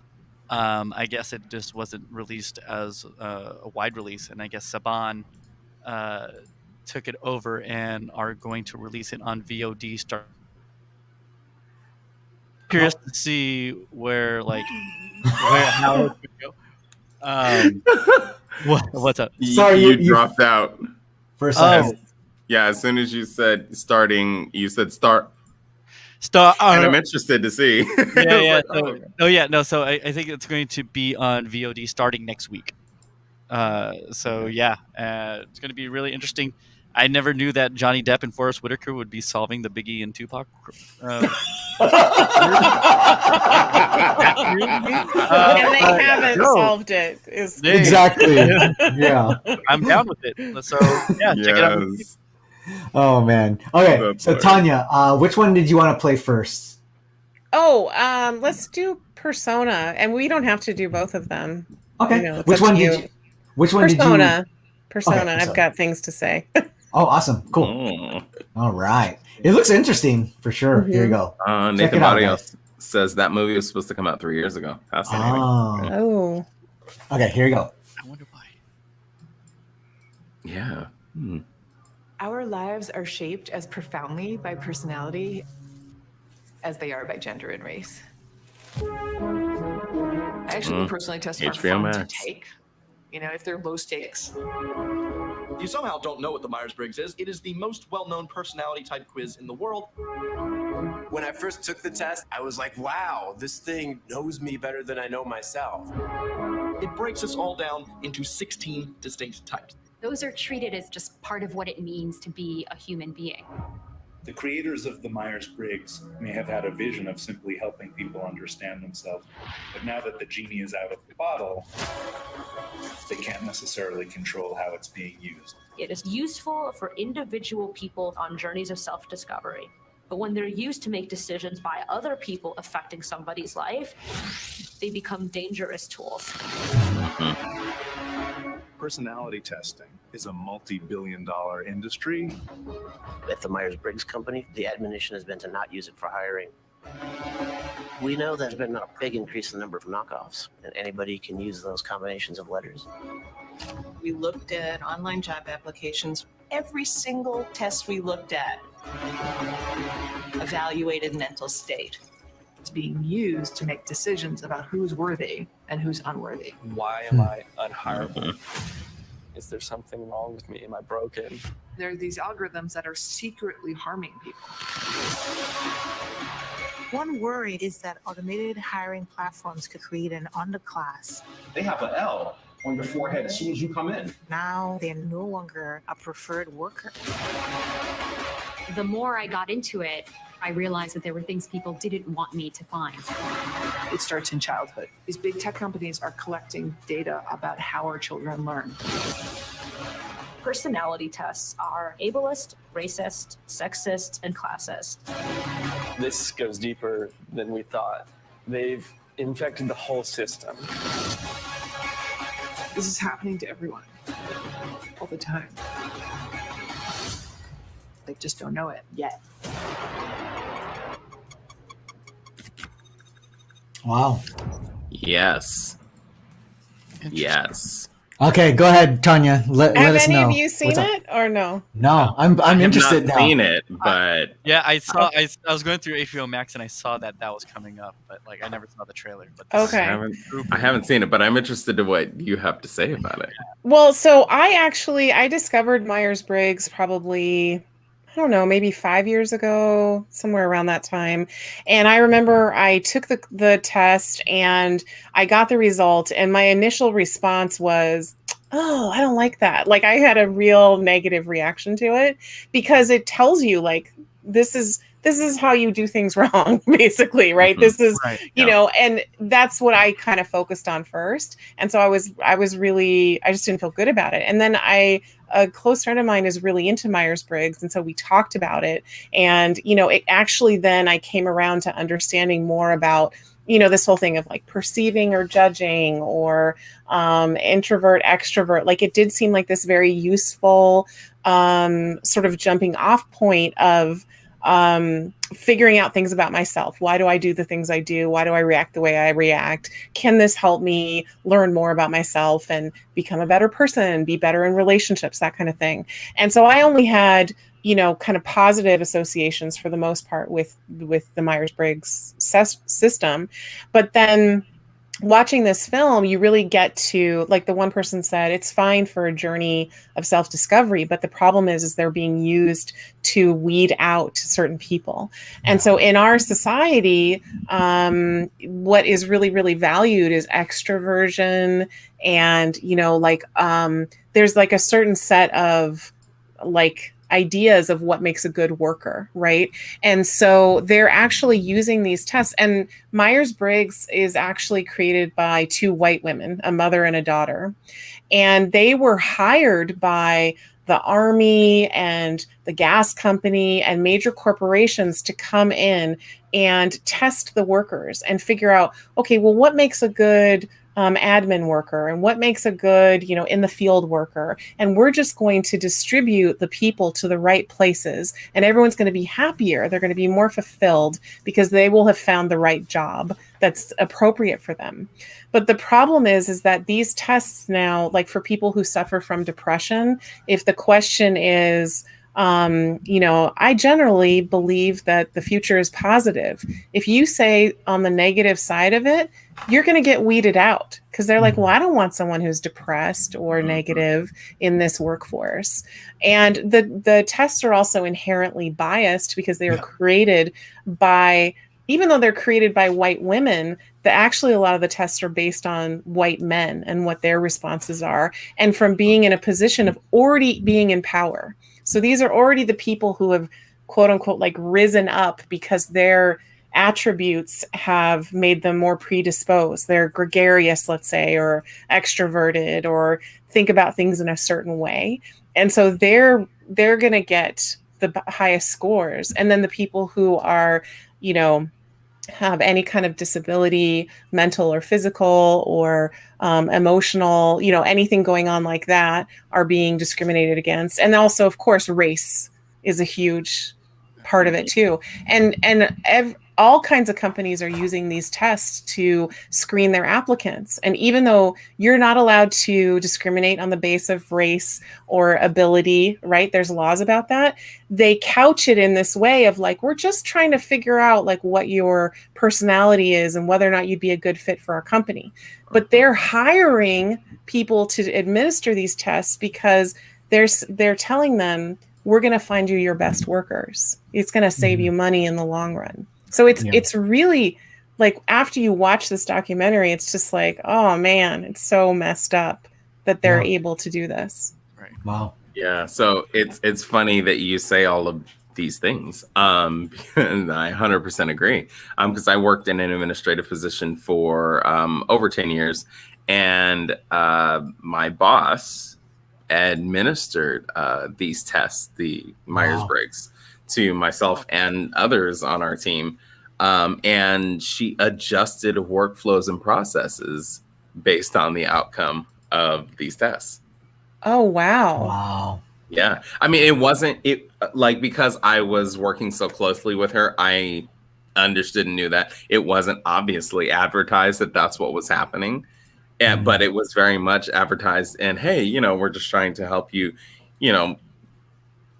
be better as an employee and figure out, how you work and how you tick and blah blah blah, and this is going to help you, overall in your life. And so take this test, and let's play a fun game and take this test and see what you all come out as. That was how it was framed. Yeah. Of and course. then, like I said, at the end, there were minor and some major changes adjusted to the outcome of this game. Right. Wow. Myers-Briggs, just to clarify, that's the ENTJ. INFP, ENTJ, INTJ, yeah. And I've taken millions of those free ones online, but I've never taken the actual official test. I think you can take it for free. Okay, so the ones that are online that are free, those are still kind of valid. Well, they talk about that in the documentary, actually, that there's been a lot of derivatives, and because they didn't copyright those 4 letters, anyone can use them and say this is a Myers-Briggs, or this is a personality test with these. Yeah. So some of the questions may not be the same as the original, but we need to acknowledge that the original has some biases in it as well. But if you wanted to take it just for your own personal edification, I think it can help. A lot of people, they interview people in the film as well who talk about how meaningful it was to them to get the results of the test and feel a connection, like, oh, I'm not alone. There's other people that interpret the world the way that I do, and it's meant a lot to them. But they weren't the decision about whether or not they could bring money home or food home or take care of their family wasn't impacted by them taking the test. So, well, it's interesting. I brought that up because when I've taken these multiple times, I get a different answer every single time. So are you taking different versions of it? I probably am. Yeah. Yeah.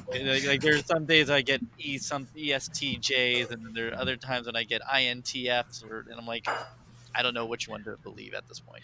It's also even if you were to take the same test, based on where you are in life, that affects because it is.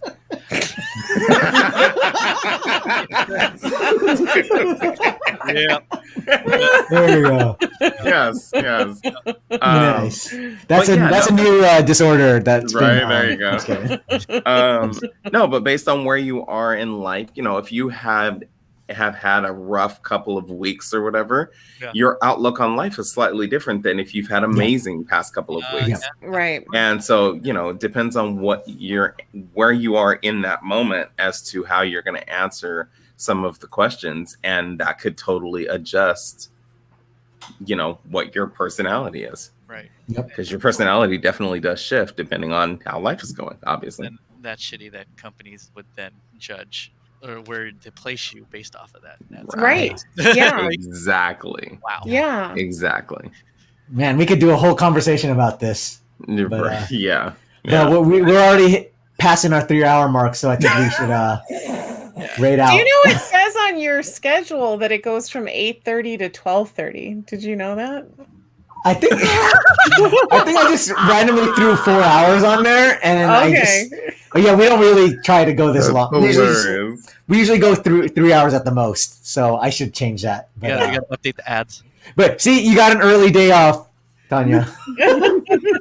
You're welcome. I'm always trying to go this long, but Hey, yo. Right here, Marcus. Pause. Right here in the streets. Ask Marcus about his third leg. Okay. Oh, God. Anyways, all right, cool. So that's very interesting. Definitely, everyone check that show out. That doc out. How long is that? Like an hour and a half? Yeah, around that. Yeah. Okay. Cool. So it's on HBO Max. Yeah. It's called Persona. I'm telling you, HBO Max they've really been solid with a lot of the stuff they've been coming out with. Definitely. Yeah. We were talking about it through a chat. The obviously it's not done yet, but the whole Mia Farrow and oh my God, yeah, we have to talk about that. I watched 2 episodes today just for this show. Oh, you did? I traumatized myself for this show. Okay, we'll talk about it real quick then. Okay, go ahead. Well, I just thought it was really interesting. I was working out while I was watching it, so I was like trying to balance out the negativity. But I got to the second episode, and they talked about how the commonality in the themes of his movies are older men with like 17, 18-year-old, 19-year-old girls. And I didn't realize that until like I was like real quick when I started looking back at the films, I was like, oh yeah, wow. Yeah. Yes, go ahead. Yeah. Oh, just that he was grooming the audience to accept that.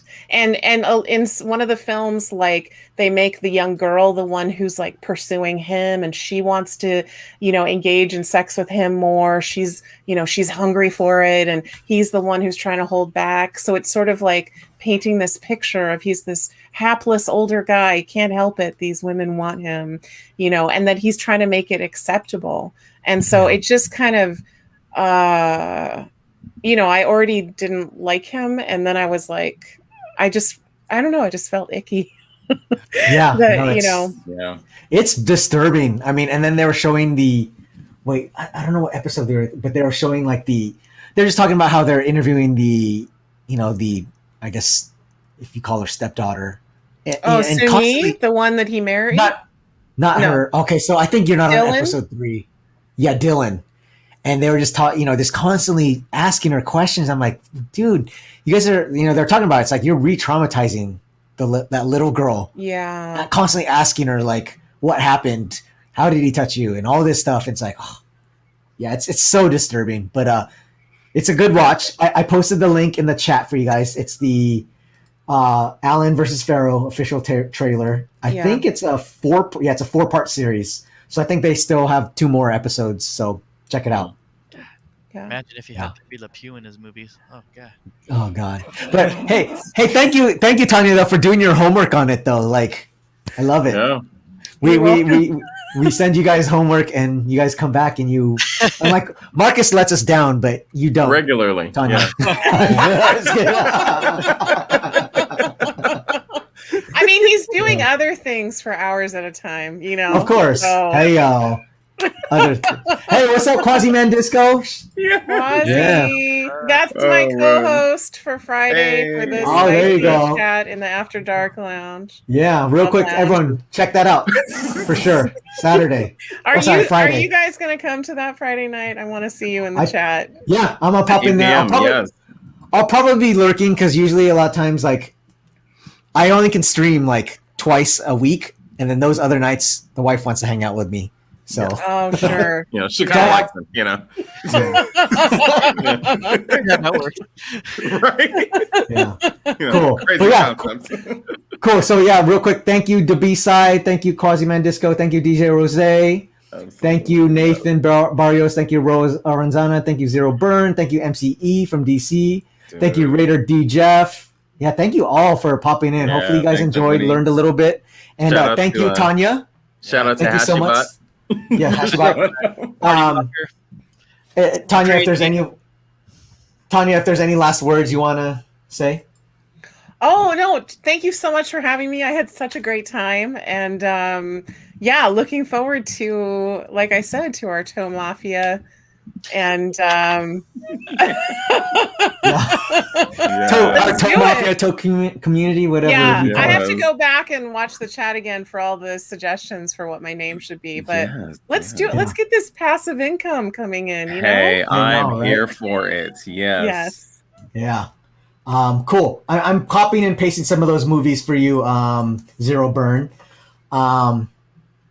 Cool. Oh, we didn't talk about There's No I in Threesome. We can save that for another time. Yeah, we can save that for another time for sure. So real quick, we're rating first time streamer Jay Benitez. He's actually I think he's a super mod in a lot of channels, and this is first time streaming. He's part of a raid train, so I was like, I figure we might as well give him some love, show him love.